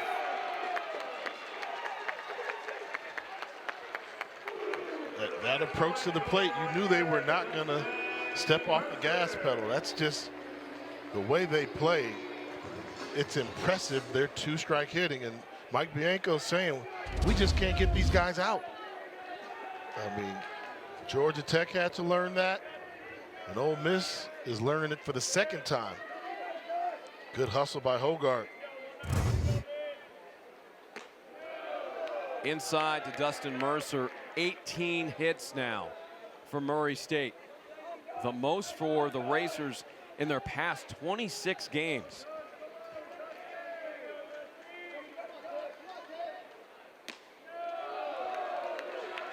Incredible work as Ole Miss, you'd have to think here with the score 10-3, they can't let this get too much further away from them with time running out and outs running out. As Mercer flies out to Humphrey, heading to third base on the play is Hogart, and he is there safely. Helping out his teammate, making that a sacrifice fly. Hogart with good speed, challenging the arm of Humphrey.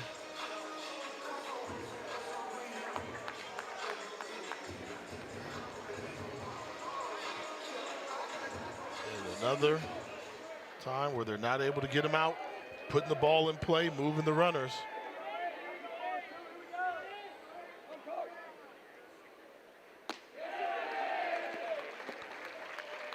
Carson Garner goes around. Garner 2 for 4.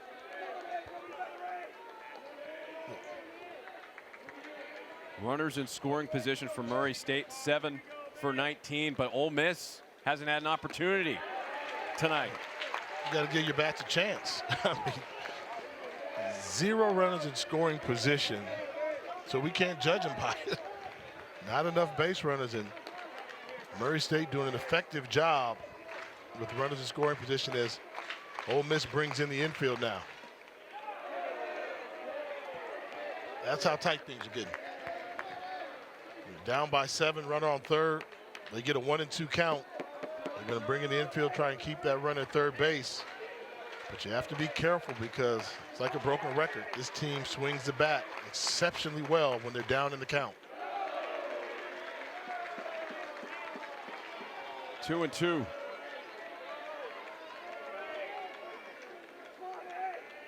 I mean, this is almost like an all or nothing defense right now.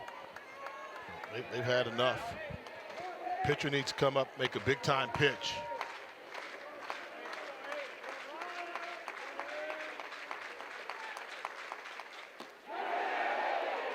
He did not go around. According to Mike Jarbo, the first base umpire. Let's take a look. No. You got it right. Woo, 3-2 pitch. Infield in. Scary sight. In the left field, it's a base hit. Hogart is in, and it is a RBI double for Carson Garner. The lead expands to 11-3 for the Racers.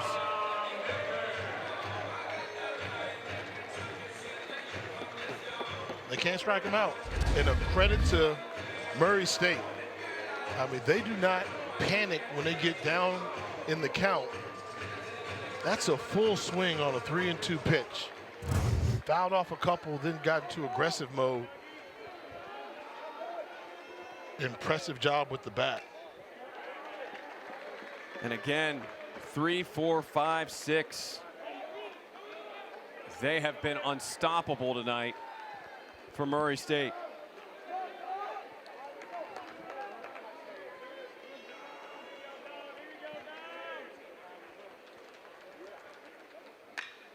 Ground ball to Luke Hill. Decker is retired for the second out.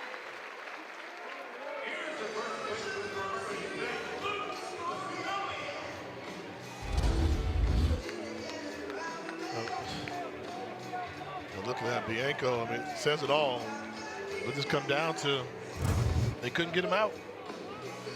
You know, they've got 11 runs. I don't believe they've hit a home run. That's the thing, you know, they have not needed to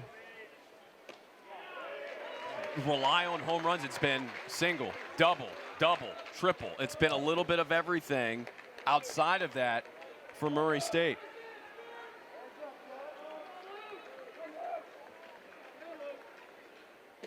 Oh, 1. Over to Unimark. It hits off his glove. Garner is in. 12-3 Murray State. And these fans here in the land of hotty toddy, they may turn on these boys. I'm starting to see folks get up from their seats, shaking their head. I mean, a play there that's got to be the last out of the inning is not. And Bianco's seen a lot of baseball in his time. And I think he's looking like he's not quite sure what's going on. The Murray State fans are on their feet. Mike Bianco is going to make another change here with the score 12-3 Murray State, trying to close in on an appearance in Super Regionals for the first time in program history. And Jay, sometimes you see offenses come out and start hot and then kind of go through a lull. That's not what Murray State does. They keep going and going and going. And that's a credit to their approach to the plate. You know, their hitting coach, what they do, they don't get cheated of quality at bats. I mean, when they face the guy with the electric arm in Morris, they chased him out of the game, but they didn't slug him out the game. They just kept nicking till they could break through. And the folks here in Oxford, Mississippi, I know they're real disappointed they're Rebels, but you have to think they've gained a level of respect for Murray State. And I saw this coming. With that last error, I think the Rebel fans, some of them have seen enough. After a 19-run performance last night where they crushed Murray State this has been a significant reversal of fortune. The winner of this regional will play Duke. If it's Ole Miss will host Duke. If it's Murray State and Duke, Duke will host. But right now the fans perhaps making their way out of Swayze Field, concerned about what has happened with this pitching staff and the offense as a whole for Ole Miss. With their team down by 9 runs here in the top of the 7th inning as Mason Nichols makes his 16th appearance. Nichols there, I mean, they've got velocity in the bullpen. He's another one of the guys that's a hard thrower there. Gives up a number of hits for the amount of innings he's pitched in. We saw him versus Georgia Tech. Think about that, in an inning and a third, 43 pitches, but you saw he had 3 strikeouts in just that limited time of action.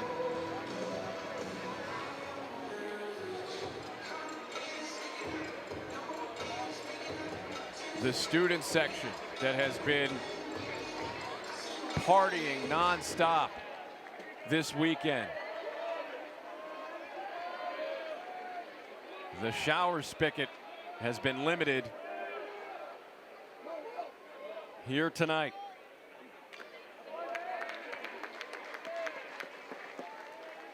And if this does play out, I mean, things were turning in favor of the Rebels. They got in the losers bracket. The bats got hot. They were hitting home runs all over the ballpark.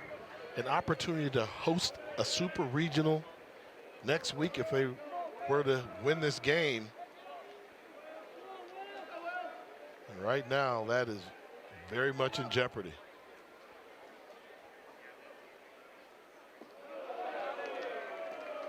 Will Vierling, who has been a hitting machine tonight, 4 for 4 at the plate. The catcher for Murray State.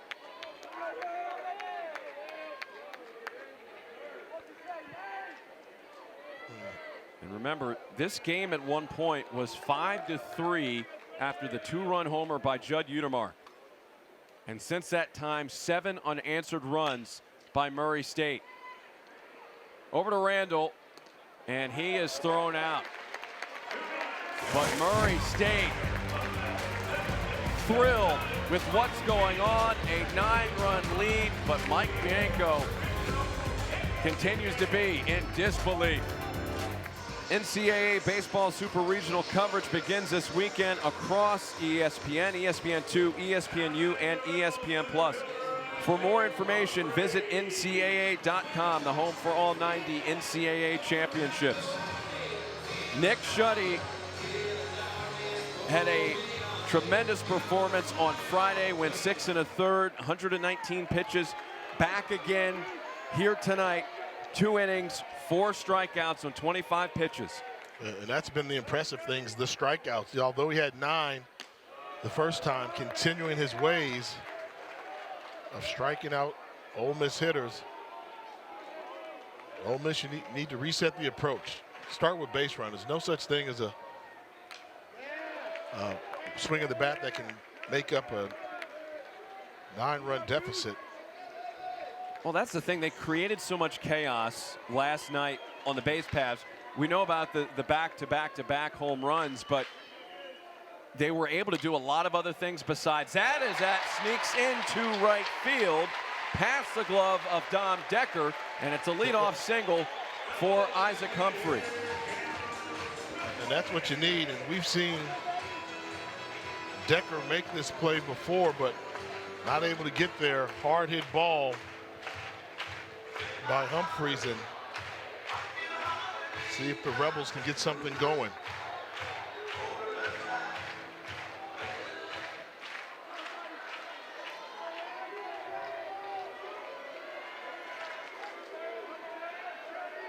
Campbell Smithwick swings at the first pitch.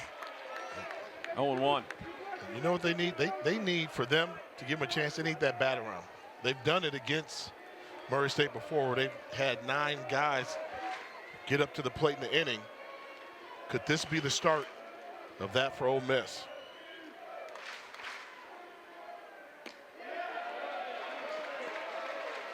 Ball 1. Also, the walks a major part of the problem for Murray State last night. They haven't done much of that here tonight. Just one walk issued by a Murray State pitcher.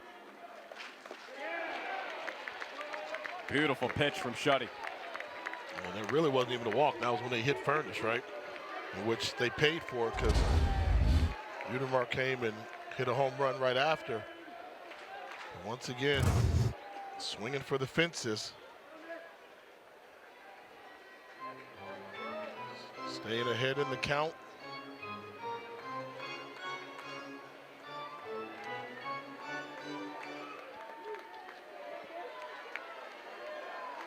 One ball and 2 strikes to Campbell Smithwick.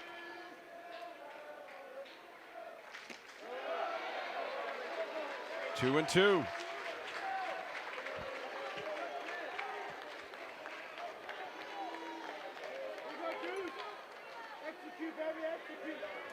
Smithwick 0 for 2.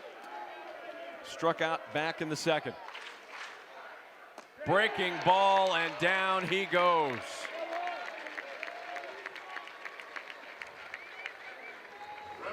Look at Shuddy coming in. He's seen this lineup before. And look at the bite on that breaking ball. Starts at the waist, ends up going down almost to the dirt in the catcher's glove.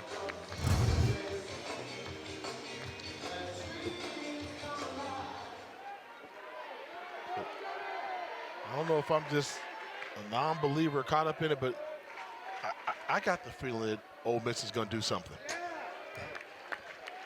It's just. I think we have watched a lot of baseball this weekend, and that offense has found a way to generate something time after time.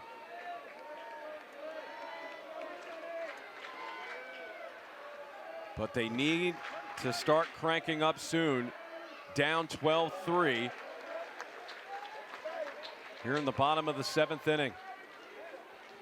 Normally 12-3, 7th inning. Okay, Murray State just has to be careful, not have a catastrophic collapse, but at some point you wonder, is Ole Miss going to take matters in their own hands?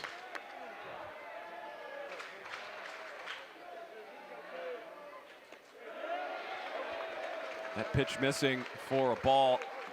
We have talked about through the course of the weekend, the numbers historically under this format support if a 4-seeded team goes 2-0 to start regional play, typically that team finds a way to get a win and go to super regionals. But if you look back at last night, I don't think anybody was thinking about that statistic last night after the 19-8 win. No, just, we knew they scored some runs because they hit the ball well in their approach to the plate, but the pitching has been the surprise. I mean, no matter what day of the week this is, to be in the 7th inning and have only given up 3 runs to this dangerous lineup from Ole Miss, that's been the key. And Shuddy hits Federico. Yeah, I don't know how much more Shuddy has left in him. Normally the coaching staff says, we just ride him out. He'll start good, he'll get in trouble, but he'll get himself out of trouble. But that's during a normal midweek start. But now on a short rest, you've got to pay close attention to what he's able to deliver on the mound before that lead starts to evaporate. Jacob Hustedy, who got the win on Friday, is warming up for the Racers. 2 on for Ole Miss. Foley looks at the first pitch. He already has a home run to his credit here today. They've got a fastball that he was able to drive, and we're seeing right now, looks like pitching coach Steve Atkins is going to come out to the mound to talk about it. He may make the change as well. The breaking balls from Shuddy have kind of been all over the place.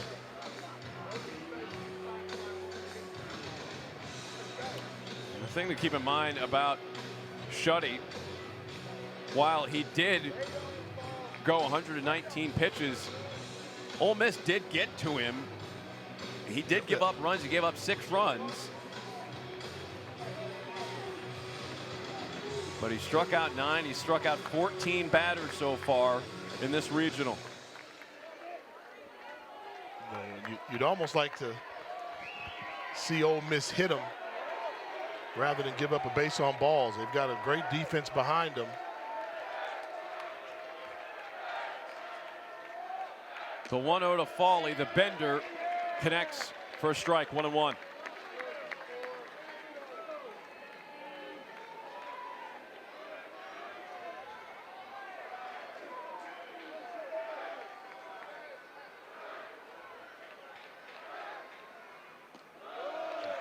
Another bender. This time missing. 2-1. Most home runs in a season for Ole Miss players. Austin Foley on that list with 21 home runs now. Judd Utermark, his teammate, up to 22. And if you don't get Foley here, you go to the bullpen.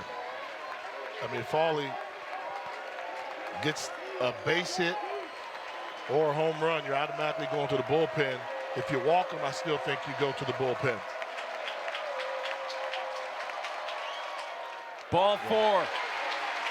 Bases are loaded for Ole Miss. Braden Randall, the 9-hole hitter, will step in. You got to go get him, even though you got the number 9 hitter in the lineup up for Ole Miss. I would think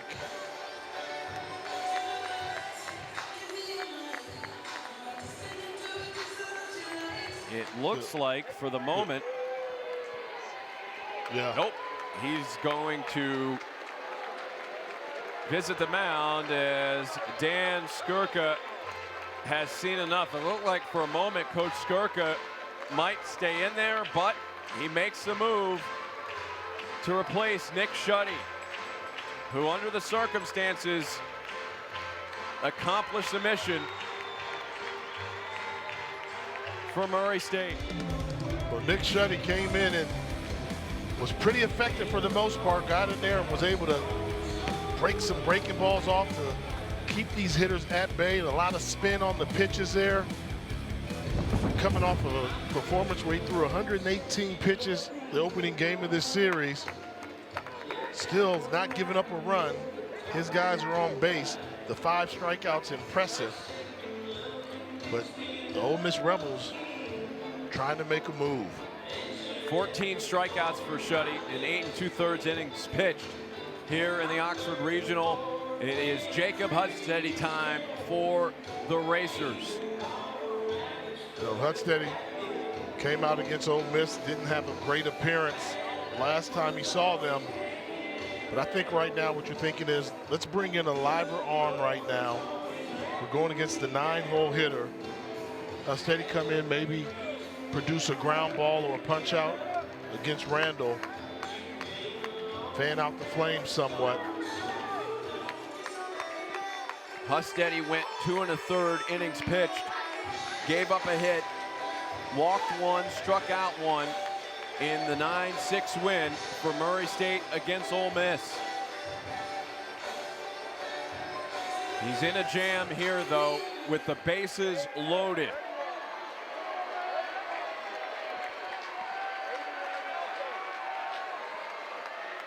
Braden Randall, the shortstop. 1-0. And you have to deal with Randall. You know, by that meaning, you can't afford to hit him. You don't want to have the pass ball. You have to go after Randall because you don't want to deal with this lineup, the top of the lineup coming with just an out.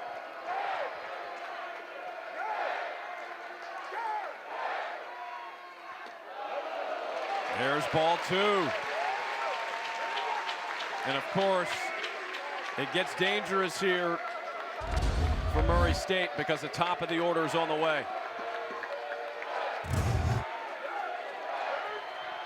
Fearling tried to frame it, but ball 2. 3-0. Vierling has to scramble a little bit to find it. And now Randall ahead here, 3-0 with 1 out. These fans trying to get their team back up and running.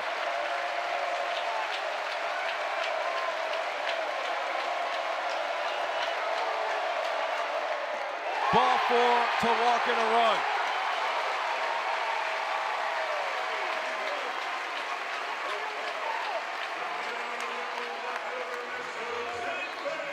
Yeah, this is danger zone time right now. And it sounds almost absurd to say Murray State's in trouble with an 8-1 lead, but with the bases loaded, 1 out, hitters 1 and 2 coming up. Yeah, you see like you're gonna have a hard time minimizing the damage that Ole Miss is capable of doing in this inning. Mitchell Sanford steps in. There's already more action in the Murray State bullpen. This is college baseball. Anytime you can go into your opponent's bullpen, anything can happen. You bring him into a raucous environment like this. He's not able to throw strikes. Crowd gets into it. No lead is safe. 3 walks this inning issued by Murray State. The Rally Caps on here at Swayze as there's a strike. He's still plugging away there. That's his version of a Rally Cap.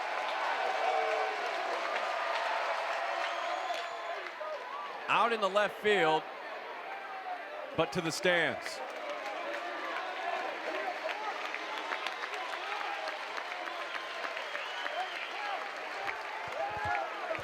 Graham Kellum, by the way, was warming up in the pen for the Racers.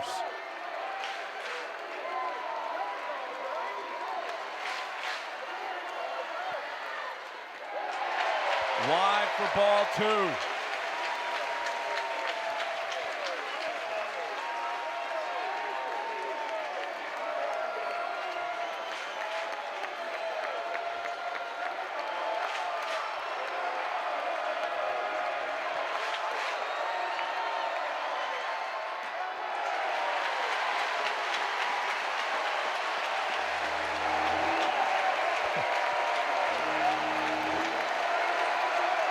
Perhaps the loudest it's been tonight here at Swayze. Ole Miss needs a rally.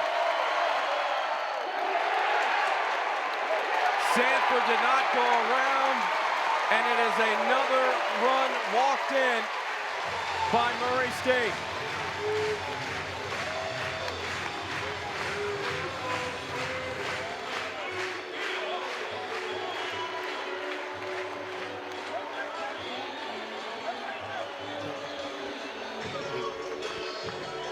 Four consecutive walks.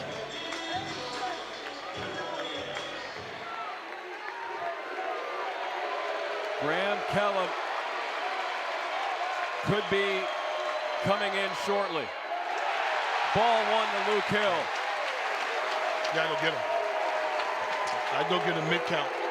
I mean, you go to the bullpen, the first thing you want is somebody that's going to throw strikes. You went to the bullpen, he's not throwing strikes. You can't continue to allow Ole Miss to get back in this game without even swinging the bat. They have struggled so much to get hits in this game, but the walk has brought Swayze Field alive. And here comes Dan Skirka.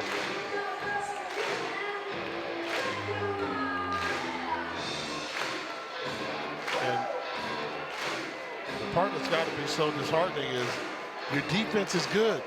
I mean, you've been getting good pitching, but the walks, you're going to jeopardize this huge lead you had with the walk, and they're going to make a move and go to the bullpen. Dan Skirka goes to one of his big guns out of the bullpen. Graham Kellum trots in to try to get control of this game again for Murray State. It's still a 7-run lead for Murray State, but you feel like the momentum is starting to tilt in the opposite direction. You just had that sense that it was building up, and Murray State did not have room for error. They made a couple of them, and Ole Miss has just done a good job in the batter's box, having patience, drawing the walks to get to their third pitcher we're going to see from Murray State this inning.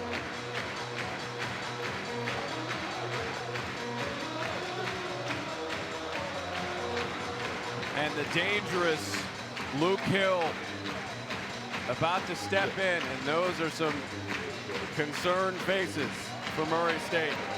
And they should be. I mean, even though they've got an 8-run lead, but the bases are loaded, and you've got some hitters coming up that you've got to deal with.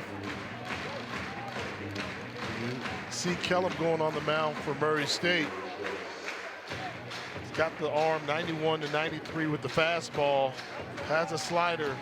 His plus pitch is the curveball.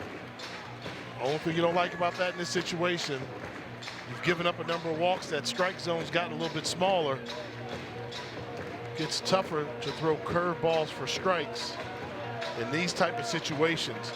As you look at the numbers, and particularly what he did against Ole Miss on Friday. Graham Kellum, 28 pitches on Friday against Ole Miss in 2 innings pitched. And you wonder how long they will try to go with him. 1 out here in the 7th with the bases loaded. How much of this lead will be left for Murray State when this inning comes to an end? 1-0, 2-0.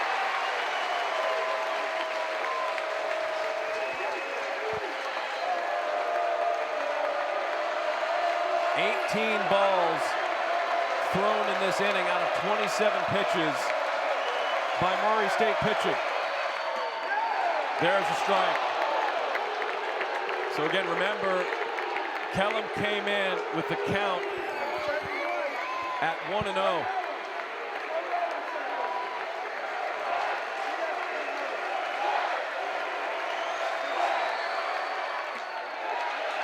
There's ball 3.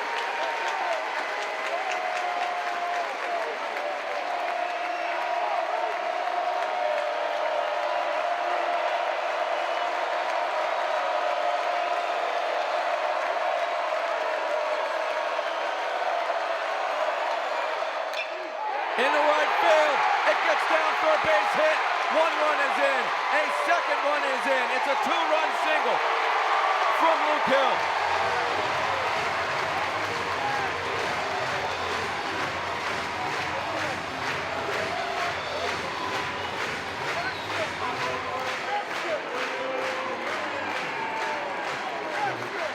You bring in a curveball pitcher, but that was already behind the count 1-0, then it went to 2-0. Not able to set up his payoff pitch, relying on nothing but fastballs, and it's disco fever time here in Oxford. Will Furnace comes to the plate. 4 runs in for Ole Miss in this inning. First pitch to Furnace is a ball.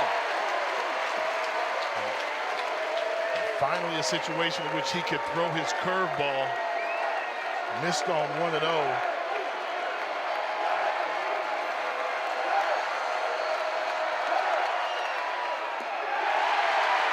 Ball 2.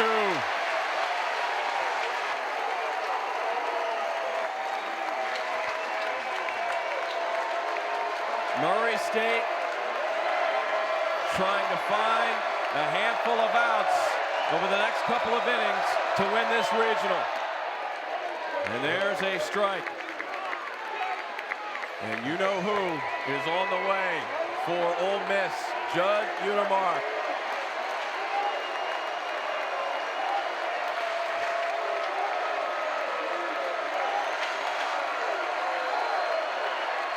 Two-one.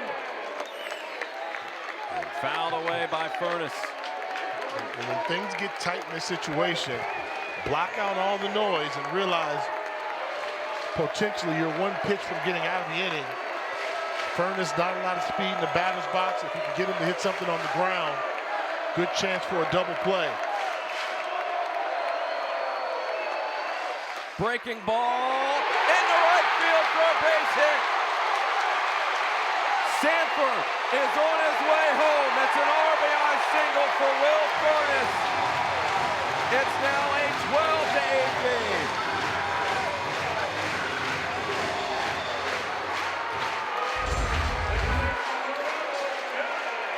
Full extension, fastball over the plate, pulled down in the right field. And Furness, who's been hot of late, starting with last night, keeps it up as the Rebels are on the move.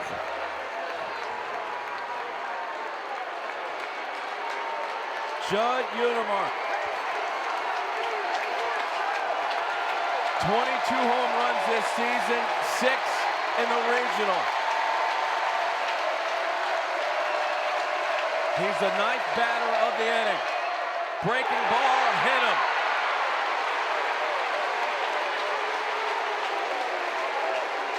And he is shaken up, and Dan Skirka is out to check on this.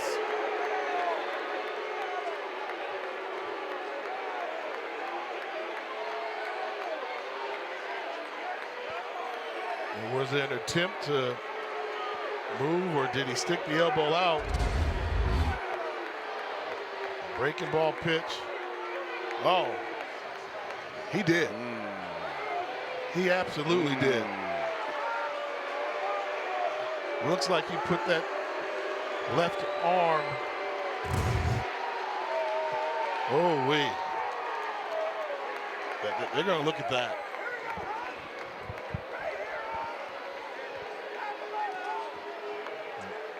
Here are the rules regarding it.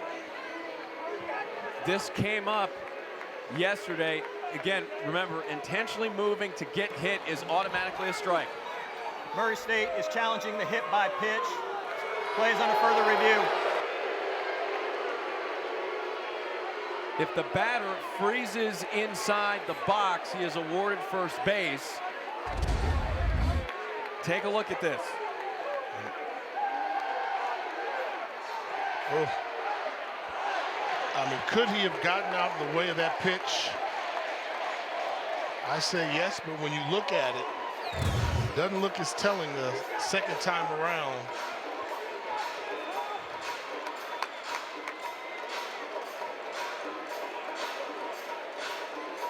Even now, Dan Skirka bouncing his head to the music, not showing any signs of stress in what is clearly the most stressful situation of the day for the Racers. You know, I would say if the rule is you don't want folks leaning in the pitches and trying to get hit, then that's an instance in which there was no intent made to get out of the way and possibly leaned into it. And that's what the rule is there for. And if that's what you're going to have your rules there for, then I think, you know, that's the case there. Where you, I would say he's got to come back into the batter's box. My opinion there, but you know how this works. We saw another close play that went to review, and it definitely looks like there's some movement with Utermark's arm when that pitch was coming in.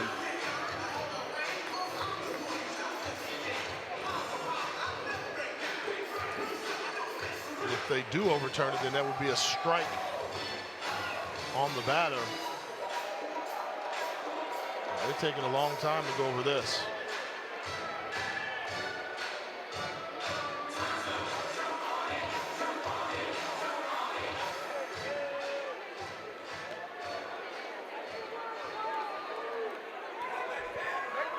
After review, the call will be overturned. By rule, the pitch is a strike. We'll have an 0-1 count. Murray State retains both challenges.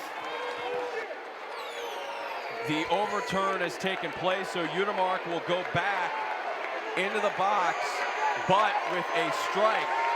Now, on the back end of that, he appeared to be shaken up after getting hit on the arm as Mike Bianco comes out for a quick clarification. I think the danger is now you've got an angry Judd Utermark coming into the batter's box.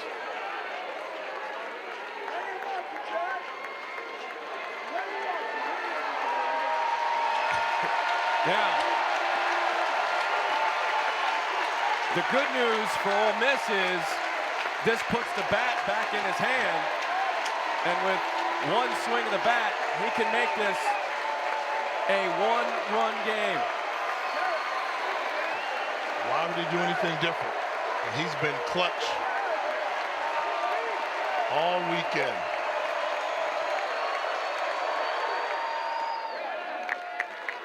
Oh, and 2. Well, you had to know breaking ball was coming. I think they're going to throw him another one. Does he have the patience to wait it out and turn on it?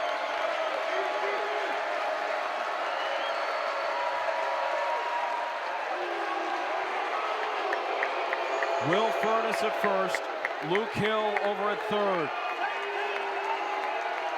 5 runs in for Ole Miss in this inning.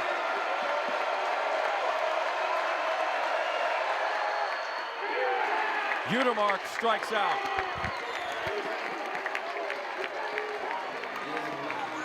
Got him to go for something off speed off the plate. He was thinking it was another one of those breaking balls. But that one didn't have a lot of bite, but was never in the strike zone to begin with.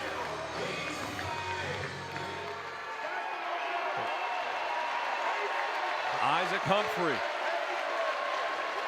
will try to give it a go here with 2 on and 2 out. 0-1.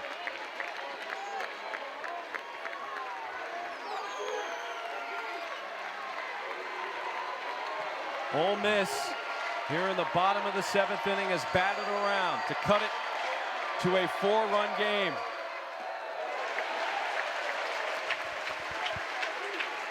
I know you thought I sounded crazy when I said, you know what Ole Miss needs? They need to bat around the lineup one time. I think they heard my call. Look at this. It was far-fetched to think they could do it, but right now, this inning's far from over because Humphrey can hurt you. 1 and 2. Through the first 6 innings, Ole Miss's offense struggled mightily. 2 hits, 3 runs. Here in the 7th, 3 hits, 3 walks. A hit by pitch, 5 runs.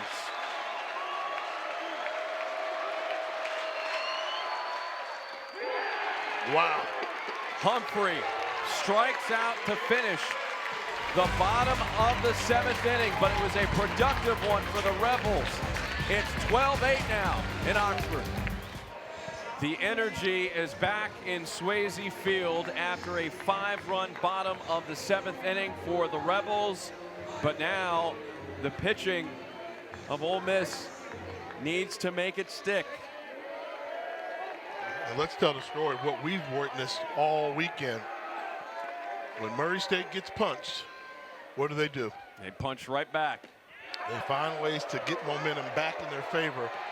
Right now in this ball game, it's Ole Miss with the momentum, trailing on the scoreboard, but in the stalking position. Can Murray State have one more counterpunch? Ball 2 from Mason Nichols. Dan Skirka told us about the methodology with the team throughout the course of regionals. We want to be the predator. We want to hunt. Ole Miss turned up the heat on him in the bottom of the 7th.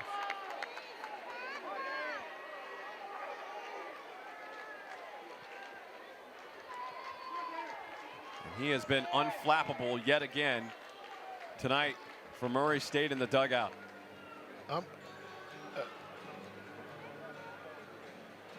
And there is Hunter Elliott, the senior, warming up along with Taylor Rabe. They've got a lefty and a righty that they can go to, both with velocity. And you know, I would think in this situation, if you're trying to calm down the Murray State bats, the formula for success has been throwing left-handers against them. So that being the case, I think we would see the lefty first.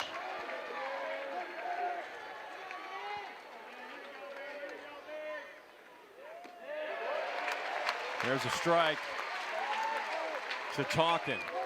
Of course, there's some tough lefties coming up. Perhaps in the 8th. In the 9th as well for this team.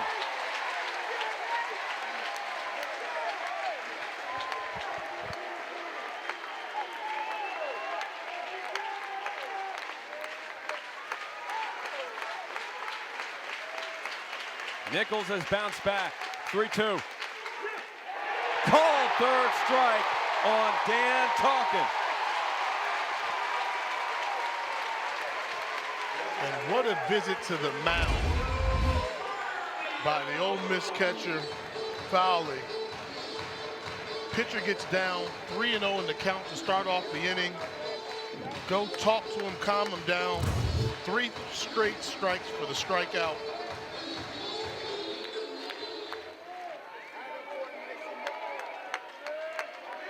Nico Bermio. The DH takes a heater inside at 91 miles per hour.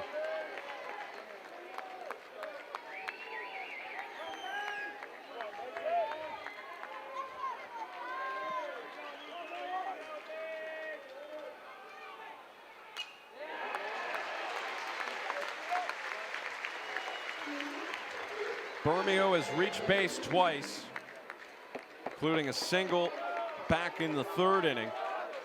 And he reached via fielder's choice in the 6th.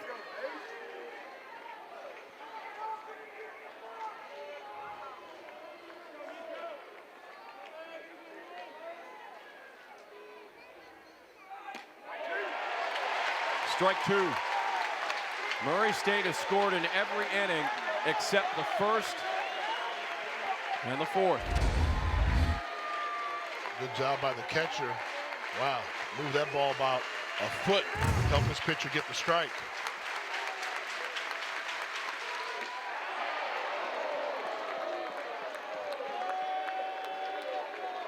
Do you think Mason Nichols had any idea when he got up this morning that he'd be the guy on the hill trying to preserve the Ole Miss season?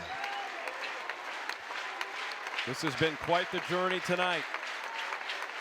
A trip to Super Regionals on the line. Strike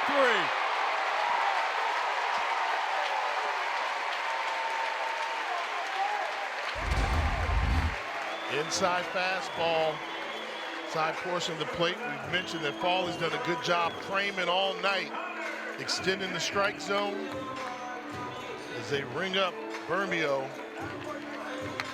Back-to-back strikeouts by Mason Nichols on the mound.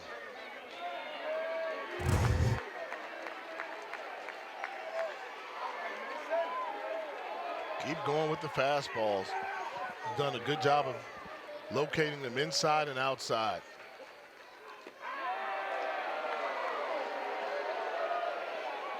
Connor Cunningham in with 2 outs.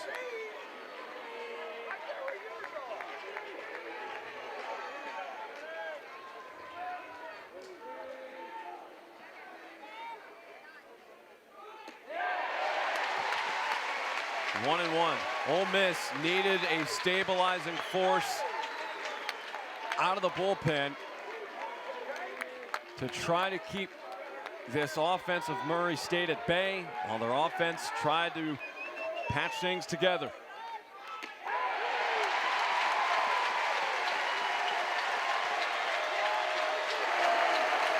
If he strikes out the side, this place will explode. And the Ole Miss bats will try to match that intensity.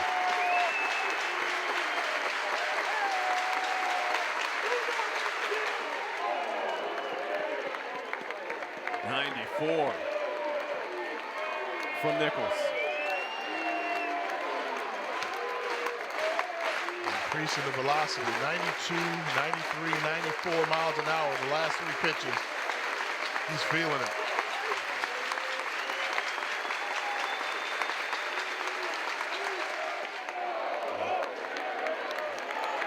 Now a full count. Crowd's into it. He's getting a little juiced up, trying to overthrow. Trying to blow it by Cunningham. It's all about the location with that fastball.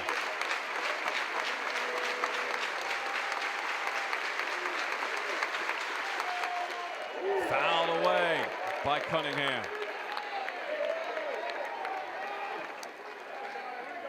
If Cunningham reaches, that will turn it over to Jonathan Hogarth.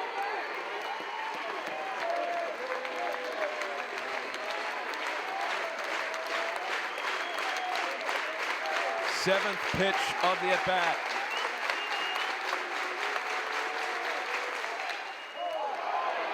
Popped up, third base side. Hill is ranging and making the catch.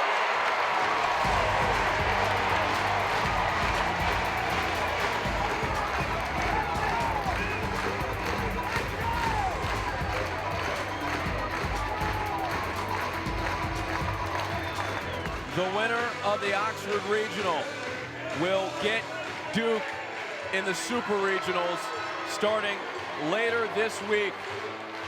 If it's Ole Miss, they will host Duke. If it's Murray State will go on the road to take on the Blue Devils.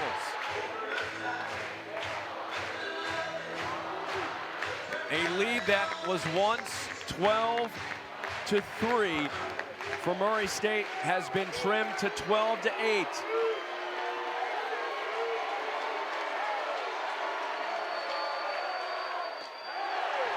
As Campbell Smithwick getting out of the way of that pitch. Coming in hot from Hustedy. Yeah, there was the 4 walks in the previous inning that allowed Ole Miss to get back into this game. Kellum deals. Ball 2.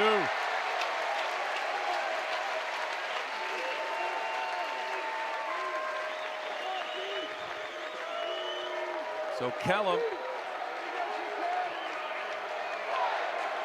has had a bit of a rocky ride since coming into the game. And the fans have turned up the volume here at Swayze. There's a strike.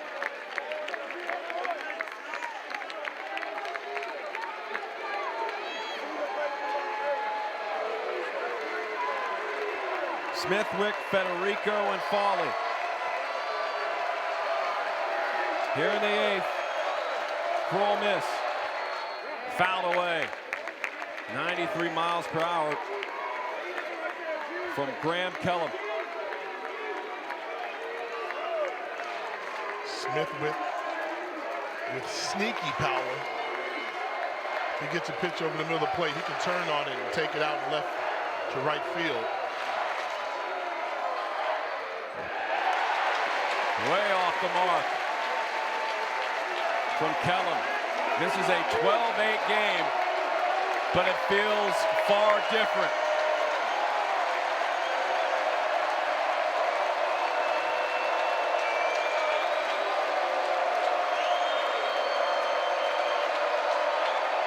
Three-two, foul away. And the guy's struggling to throw strikes. That's what you do as a batter. Foul off some pitches. You know that he'll probably miss on one of the pitches. Look at Smithwick crowding the plate on Kellum. The whole inside portion of the plate is basically off limits. Fouled away again.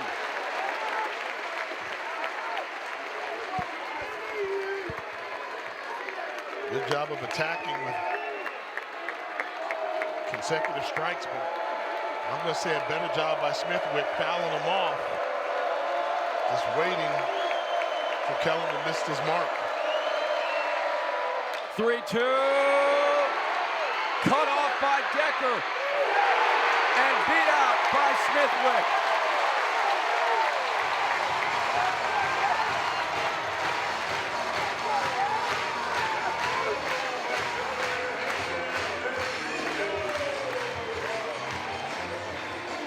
What a play. Fortunate for Ole Miss, Smithwick is a lefty because he needed every extra piece of real estate closer to first base he can get. As Decker absolutely tracked that ball down from second base to make that a close play. Nobody warming up for Murray State. This is Graham Kellum for now, moving forward. Federico stings this one to center. It's caught by Hogarth. Oh. That ball was stung to Hogarth. Hogarth's doing a really good job seeing things in the outfield for Murray State. One false step where the ball hit 100 miles an hour off the bat. Could have been disastrous.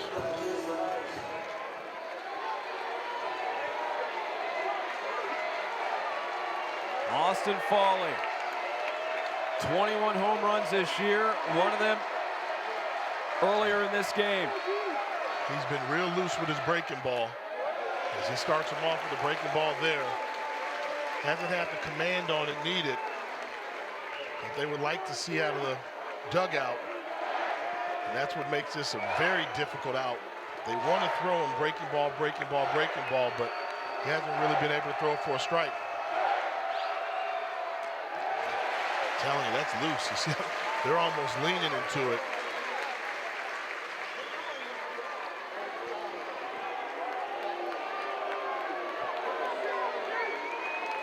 Number 8 hitter, you like to challenge him, but you can't challenge a guy that's got 21 home runs on the season. Murray State used 7 pitchers last night. As Foley takes a big cut and misses. This might be Kellum to the finish. But the question is, can he get there? Can he stick the landing for Murray State?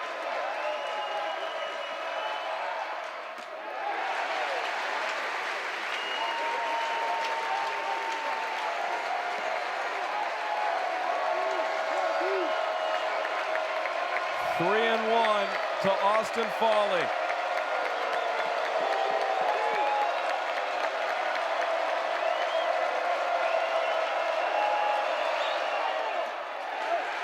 Ball 4, 2 on for the Rebels.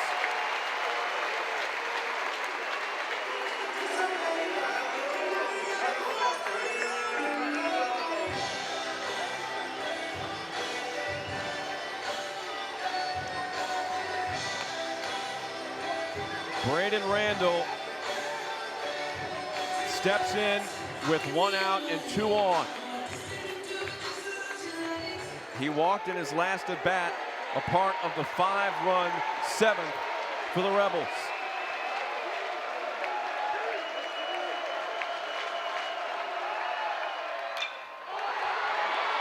That one driven out towards right field, back to the wall, it's gone!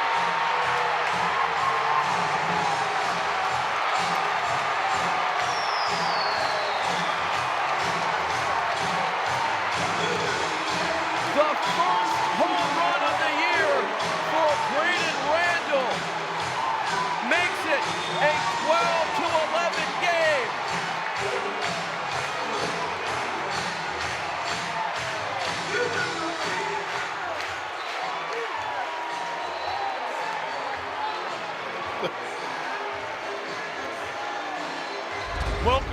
newest member of the bomb squad here at Ole Miss.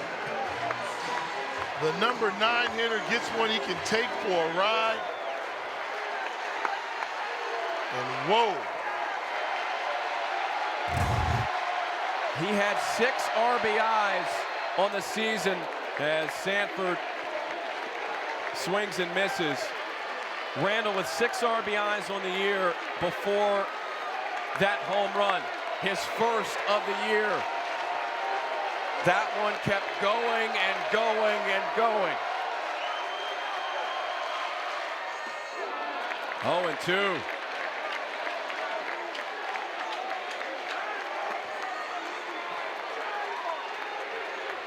Eight unanswered runs now for Ole Miss.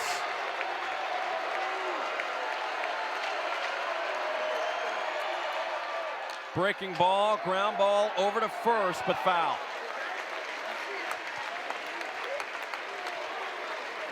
This is incredible.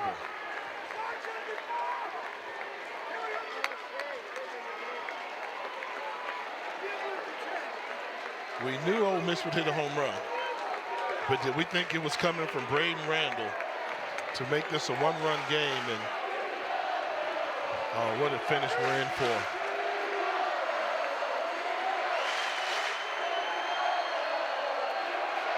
Oh, 0-2 to Sanford. Foul away.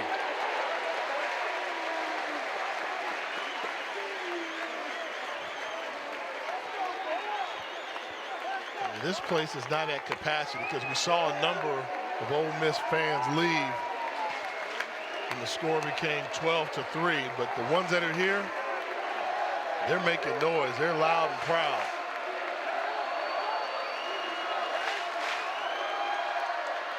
The 0-2 fouled away again. Randall is pulling up on his season total in RBIs coming into this game. He has 4 after the 3-run homer tonight. He had just 6 RBIs in 32 games this year. This is going to be a tough one. Fielded, not in time. Sanford hustles down the line. And more trouble building for Murray State.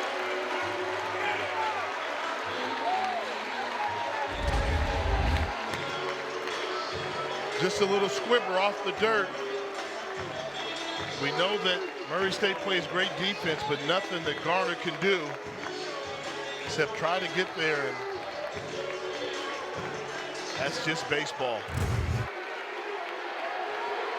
And finally, action in the bullpen. Dylan Zenko for Murray State.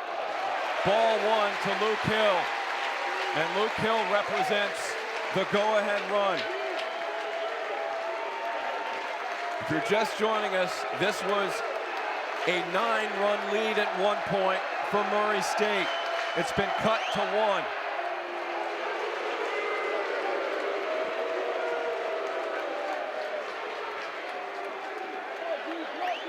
In the first 6 innings, Ole Miss had 4 base runners. In the last 2, they've stacked up 11. Breaking ball, ripped to left. Another hit. Sanford stops at second base. Hill is on with 1 out.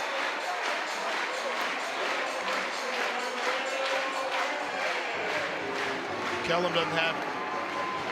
I know you want to ride it out with him, but he's out there pitching with 1 pitch. He does not have the breaking ball. He's thrown a number of pitches. He can't throw it by with the fastball.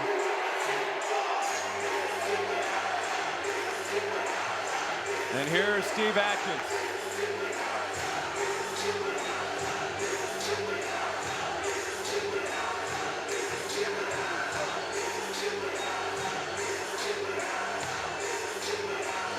When this was a 12-3 lead for Murray State, you could hear a pen drop at Swayze Field. Not the case. That hat trick worked out for that kid. And you need that closer to come in there that wants to come in and just quiet this place down. Do they have that dog in the bullpen for Murray State as they're holding on for dear life to this one-run lead?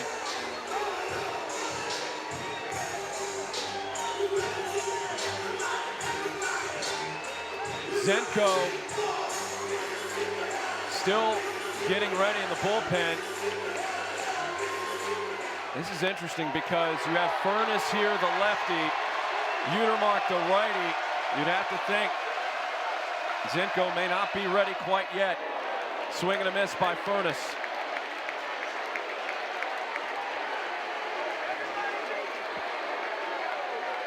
Furness trying to add to his home run total in this regional on that swing.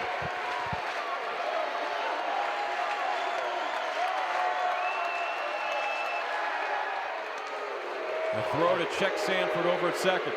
Sanford at second, Hill at first.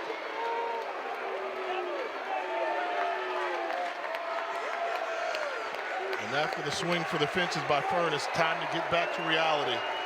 Runner on first and second, just one out. There's strike two to Furness.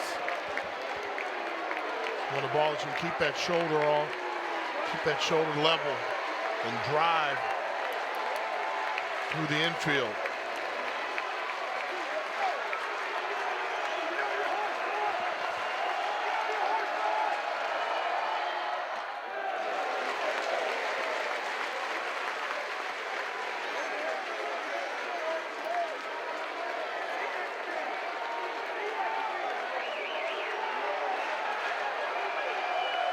Judd Utermark on deck. Breaking ball to Furness. Fouled it off.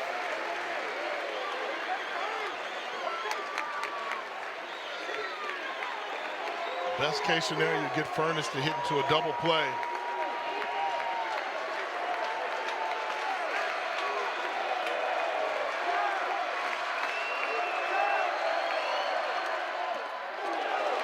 Outside to Will Furness, 2-2. Good job laying off of that pitch. The 7th game in this tournament so far to have both teams score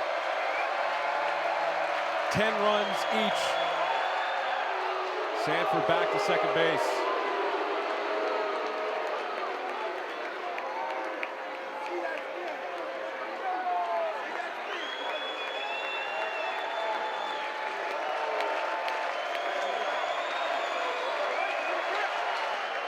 Two-two. Ball three. Furness showing discipline there.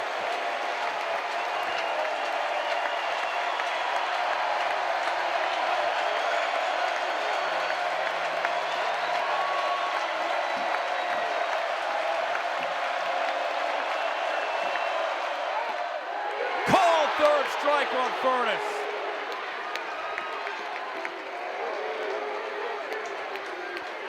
A big second out, picked up by Kellum. Let's take a look at the location of this pitch. Yeah, I don't think they're gonna give you that inside call. Furness just got a little take happy, watching pitches and was hoping to get walks. Big strikeout for Kellum. But as we mentioned, the drama just begins with Judd Utermark coming up to the plate. The tying run in Sanford at second base. The go-ahead run at first base in Luke Hill, and here is Judd Utermark. Curveball, changeup, curveball, changeup, curveball, changeup. No fastballs.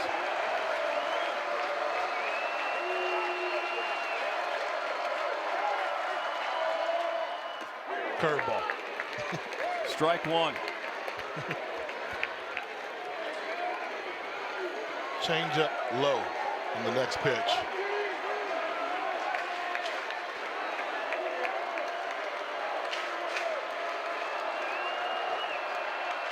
The 0-1, a second strike. Fastball, wow. He was thinking change up or curveball was coming. 91-mile-an-hour heater. Back to the breaking ball. Swing and a miss. Udemark goes down swinging. What a gut check for Graham Kellum and the Racers. Whew. Through it all. The strikeout at the end, trying to swing for the fences. Kellum took the punch, and at the end of the day, Murray State still up by 1. Murray State and Ole Miss trying to move on to Super Regionals. Both teams with dreams of reaching Omaha. The College World Series starting on June 13th. Both of these teams would love to get there. The winner of this regional battle will face Duke in Super Regional action starting later this week. If Ole Miss can complete the comeback, they will host Duke. If Murray State can hang on, they will pay a visit to the Blue Devils. Here is Hunter Elliott and another starter coming in out of the pen in this game. And this is what regional baseball is all about. Game 7, win or go home. Go fire out all your aces you've got there. The left-handed pitcher did 115 pitches Saturday versus Western Kentucky. 100 strikeouts on the season. Plus changeup. Good fastball, the slider, and the curveball. Normally throws around 90 to 93. We'll see how much juice he has left in that arm. Jonathan Hogart will be the first batter. Strike 1 from Hunter Elliott. Murray State is 25-1 when they lead after 8 innings. Can they hang on for win 26?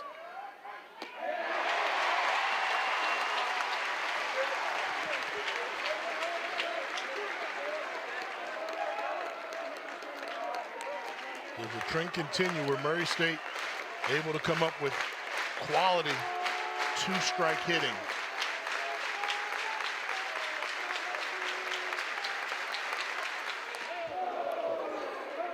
A shave to Hogart.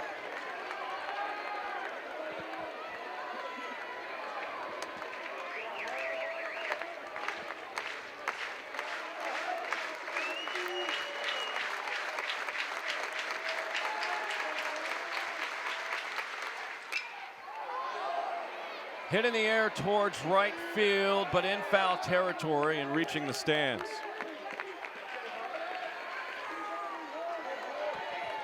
Murray State's 12 runs are the second most by a regional 4 seed in a regional final under the current format. The last team to do that as a 4 seed, Sam Houston, as Will Furness trying to collect himself after trying to track that foul ball, and he is limping.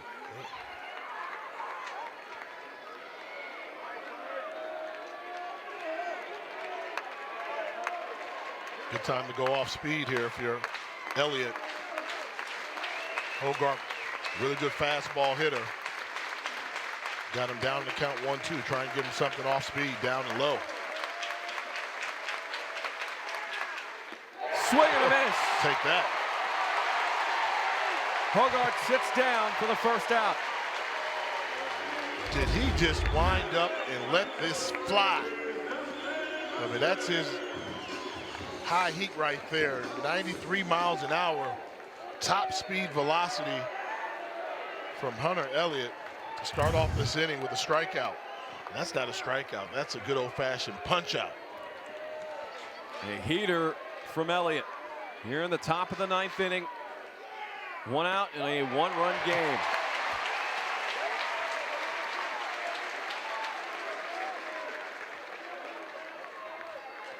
Dustin Mercer, who has another extra base hit to his credit tonight. But instead of a double, it was an RBI triple. earlier in the game. 1-1 to Mercer. They've had a little bit more success tonight against Mercer. They held him in check through the first 3 at-bats before the RBI triple.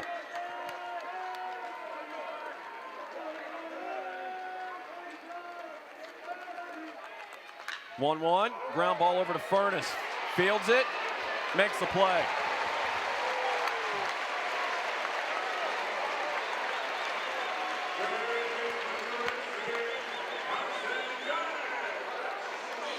Carson Garner will head to the plate, and Furness still seems to be laboring a bit over at first base. Well, they need the big fella for one more out so they can get their offense back in the batter's box.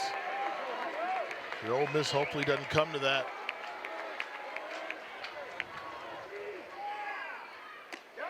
Good off speed.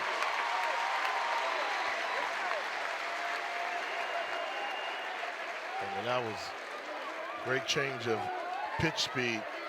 92-mile-an-hour fastball to a 79-mile-an-hour changeup.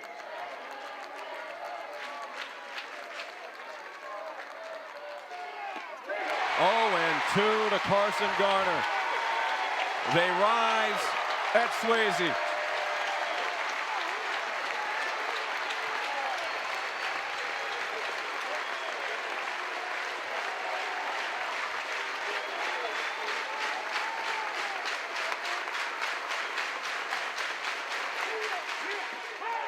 Inside to Garner, who has 3 hits, 2 doubles, a single, an RBI, and a pair of runs scored. Big output from the heart of the order for Murray State. He's a part of the 12-run effort. 1-2. Did he go around? He did not. That was close. Let's take a look at this one. Good job again by the umpires down the line.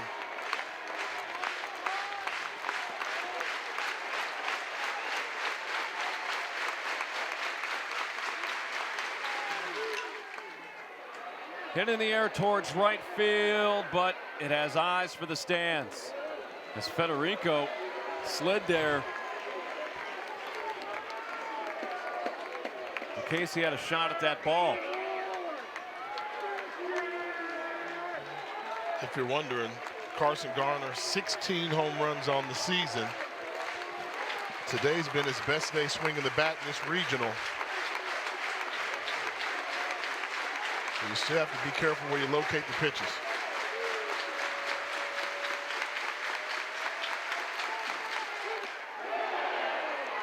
Again, Garner lays off.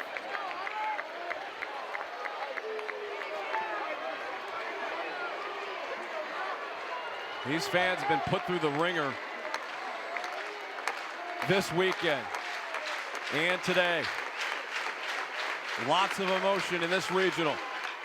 Ground ball over to Randall. Throws and makes the play as Furness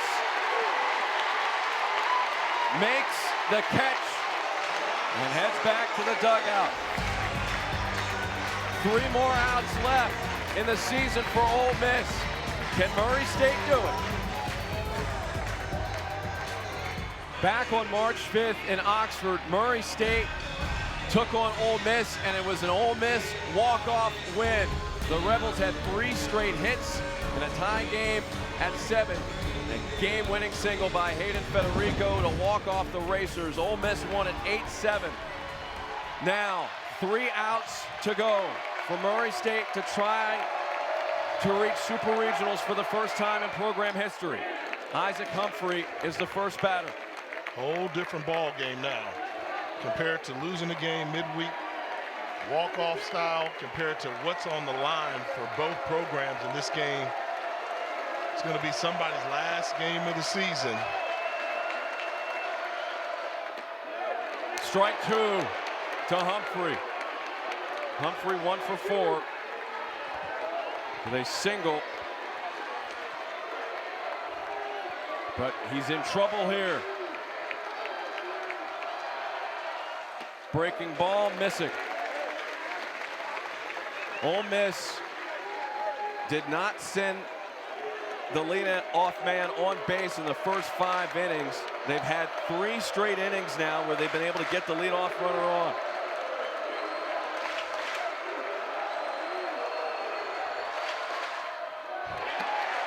Behind Humphrey. And that goes back to the trend. I mean, he's really pitching with one arm behind his back. Really just has the fastball going. Ole Miss is laying off of his off-speed breaking ball stuff because he hasn't been able to throw it for a strike. So he really has to dig deep and find perfect location with his fastball. 2-2, and Humphrey just stays alive. Humphrey fortunate barely didn't hang on to this foul tip ball. It was right there in the glove and just turned out.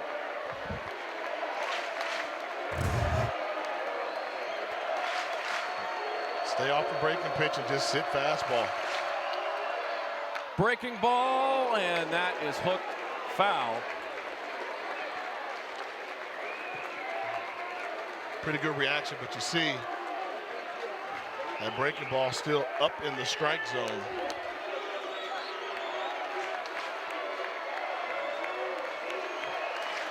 Pitch 57 from Kellum. Gets Humphrey nearly, but Humphrey keeps going. 2-2. Wow, almost the same exact result. That ball was in the glove of the catcher. Veerling not able to squeeze it tight.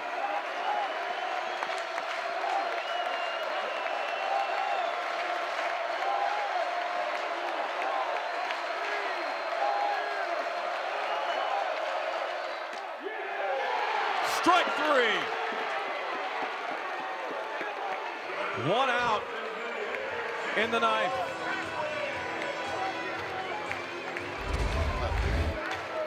When you've only got one pitch at your disposal, good job by Veerling helping out behind the plate. Ooh, might have been inside portion of the, yeah, the ball was a little bit on the inside portion of the plate. I could see why Humphreys had a question about it, but with 2 strikes in the count, too close to let go by. Strike 1 to Campbell Smithwick. Oddly enough, the season high in pitches thrown by Kellum was in that 8-7 game between Ole Miss and Murray State during the regular season back in March. He threw 60 in that game. He's at 60 right now. Right now, really doing a good job with that fastball, with the location. Breaking ball, golfed, foul. And this, a little bit different. The feel for Ole Miss as Kellum has been able to get ahead.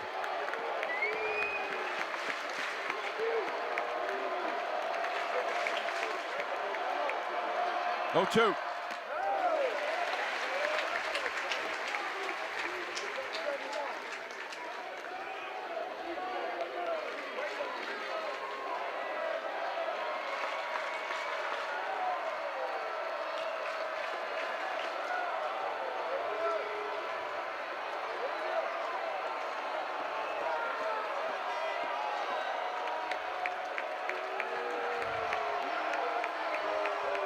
Kellum trying to get settled on the mound.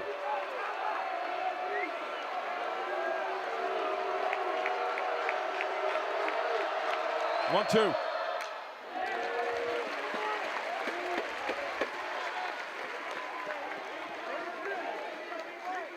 Probably the best we've seen Kellum look in this game at attacking the strike zone since he came in from the bullpen.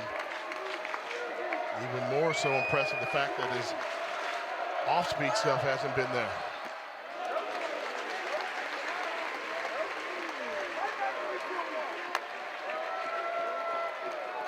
Two and 2 to Campbell Smithwick. 1 for 4.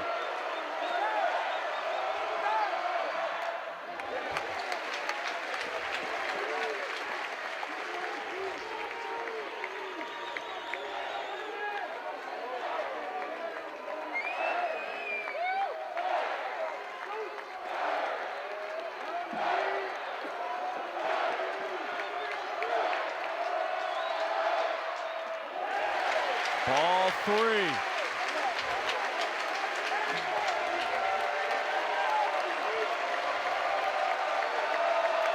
Mike Bianco wondering if his team can scratch out at least a run here to keep this game going.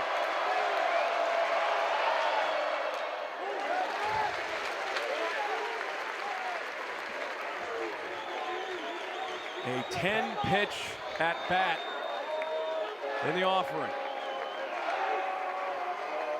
Fought off some pretty good fastballs. You know fastball's coming. Lined into right, but pulled foul. Ooh. Take that, Jay Walker.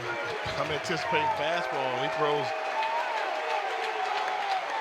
an off-speed pitch, which would have been a strike. So good job of hitting by Southwood, continuing to extend this at bat.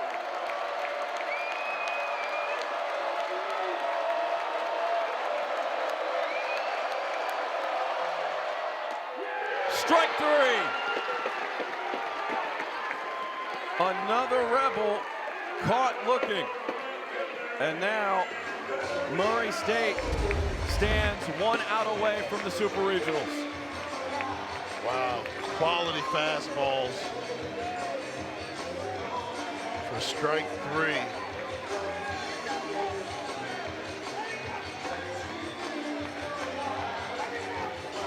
One thing about that at bat though, you see the pitch count, it's getting up there for Kellum, almost coming up on pitch 70. That was a long at bat. Hit out towards center field. Hogart underneath it. Murray State races into Super Regionals for the first time in program history. Look at the hops on those dog piles. Postseason baseball, the college baseball world should be stunned this postseason. Murray State, the #1, #2 seeds are out. The Racers come in here and beat Ole Miss not once, but twice. What a ball game. A stunner in Oxford. The Racers win the Oxford Regional. Mike Bianco and Dan Skirka share a moment. I mean, nothing but respect. How can you not respect this bunch? The job they were able to do. All they did was come in with their season on the line and get 19 hits off of SEC pitching to keep their season alive. They built a 12-3 lead in this game and gave up 8 of the 9 runs back, but performed a high wire act to get out of the Oxford Regional.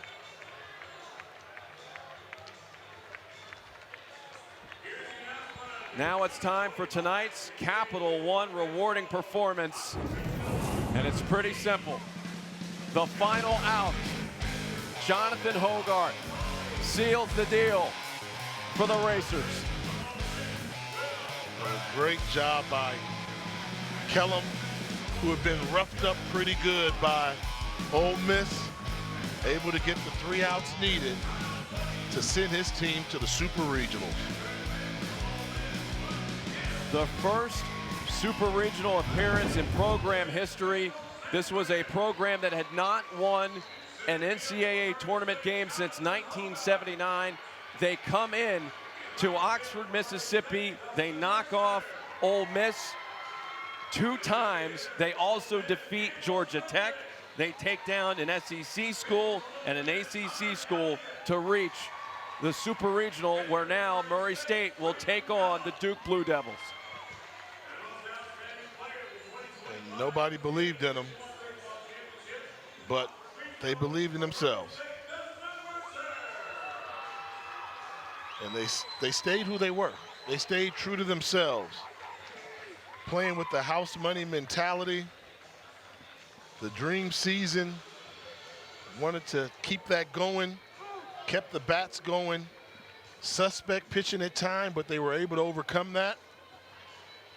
gutsy performances. You know, the question becomes, when they go face Duke, what do you expect? Well, anytime you can field the ball as cleanly as they can and swing the bat as freely as they can, in best 2 out of 3, the Racers could be a problem. In a regional that was filled with upsets, another shocker.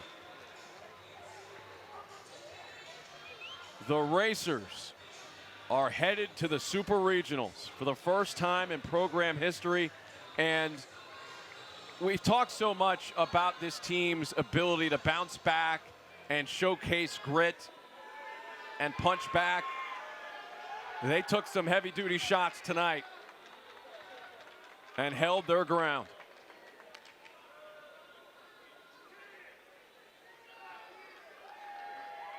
They're waving their coach. And they want coach and his son in the picture there. His son Keegan, who, talking to Coach Skirka earlier today, he said his son was giving him advice on what to do with the pitching heading into tonight. He's a huge fan of this team, and rightfully so. This is an amazing ball club to watch. And they win a regional title. And I think when you talk about their pitching, you say, what's their pitching like? You say they have just enough pitching. Just enough pitching to be dangerous. Dan Skirka's wife giving her husband a big hug. You know, you almost get that feeling when he says, honey, we did it. She believed in him. I don't think a lot of the outside college baseball world did believe in Murray State. And that's what that extra clinch is for. Thank you for being there, believing in us, and you did it. And credit to them. They did it in an incredibly tough environment. 12-3. Ole Miss did not, to their credit, give up. They kept coming back and coming back and coming back. And there were moments in the 8th where it looked like Ole Miss was going to complete the comeback. But Graham Kellum went into the reserve tank to pull it out. And then there's the other end of this, and there's Hunter Elliott, the senior who was a part of the national championship team. And he has seen his Ole Miss career come to an end.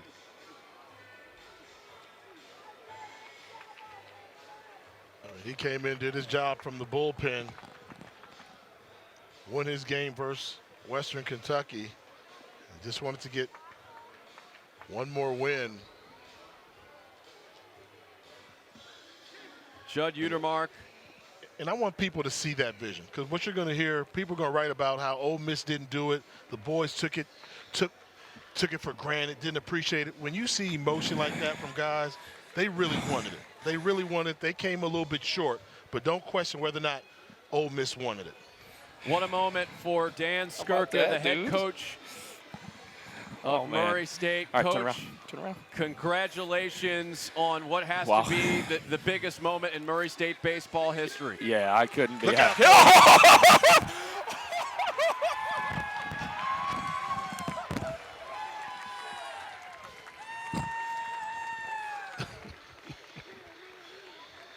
I'm telling you, cold water never felt so good. A moment that will last a lifetime for Dan Skirka and this program. Hey, Sorry. Coach. Hey, Coach. I tell them, cold water never felt so good. Oh, man, I can smell the Powerade. Oh, it's in my shoes. They ruined the jaws. No, I'm just kidding. Yeah, I know. Have to hook me up with another pair or something. Those shoes are clean, and it's well worth it. Coach, an incredible performance by your team after what happened last night in the 19-8 game. Your team jumped on Ole Miss immediately. How about their ability to come out and really establish the tone of this game? Yeah.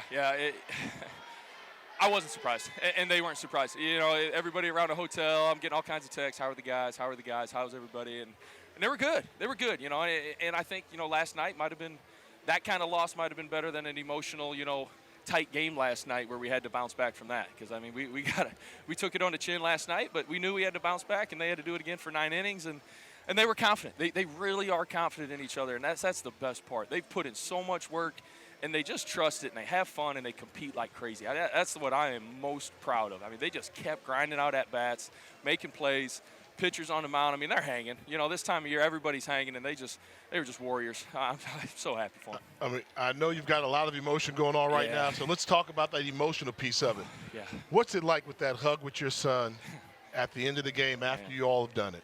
Man, him and my wife are a big part of this. They're around the program all the time, and the amount of time I'm away and invested with these guys, you know, extra work in the batting cages and long practices and going away on weekends and recruiting trips and all that. And they understand. They get it, and they love it. They breathe it. I mean, I think they've had more anxiety this week than I have because they just sit and, you know, they're up there in the crowd with 12,000 Ole Miss fans and having to hear everything and just sit up there but no, it's awesome. I'm so glad he gets to be a part of this. I love them both, and just from the start, you know, my wife's been there. She's my high school sweetheart, and we've been there, you know, first job, moved her to Arkadelphia, Arkansas, and we've been through it all, and man, just never could imagine this. This is unreal. And Coach, keeping with that emotion, what were your emotions like innings 7, 8, and 9 when y'all are holding on for dear life? Yeah, you know, I obviously they went to their dudes too out of the bullpen, but I felt like we were going to keep scoring. So if we could just stop the bleeding, you know, I thought we were going to keep getting some runs and keep chipping away and adding on to our lead. Obviously, we didn't in the 8th and the 9th. But man, Graham Kellum, just the slowest heartbeat in America. Just confident in him, ride or die there at the end of the game. That was unbelievable. Coach, how about Nick Schutte? Yep. I mean, you got a lot out of your two starters who already pitched in this regional, Isaac Silva and Nick Schutte. How about their performances? You can't describe that. That's just guts. That's just guts. Silva did it last week, you know, and Schutte was ready to, but didn't have to last week. And it just speaks to the makeup of this team, the toughness.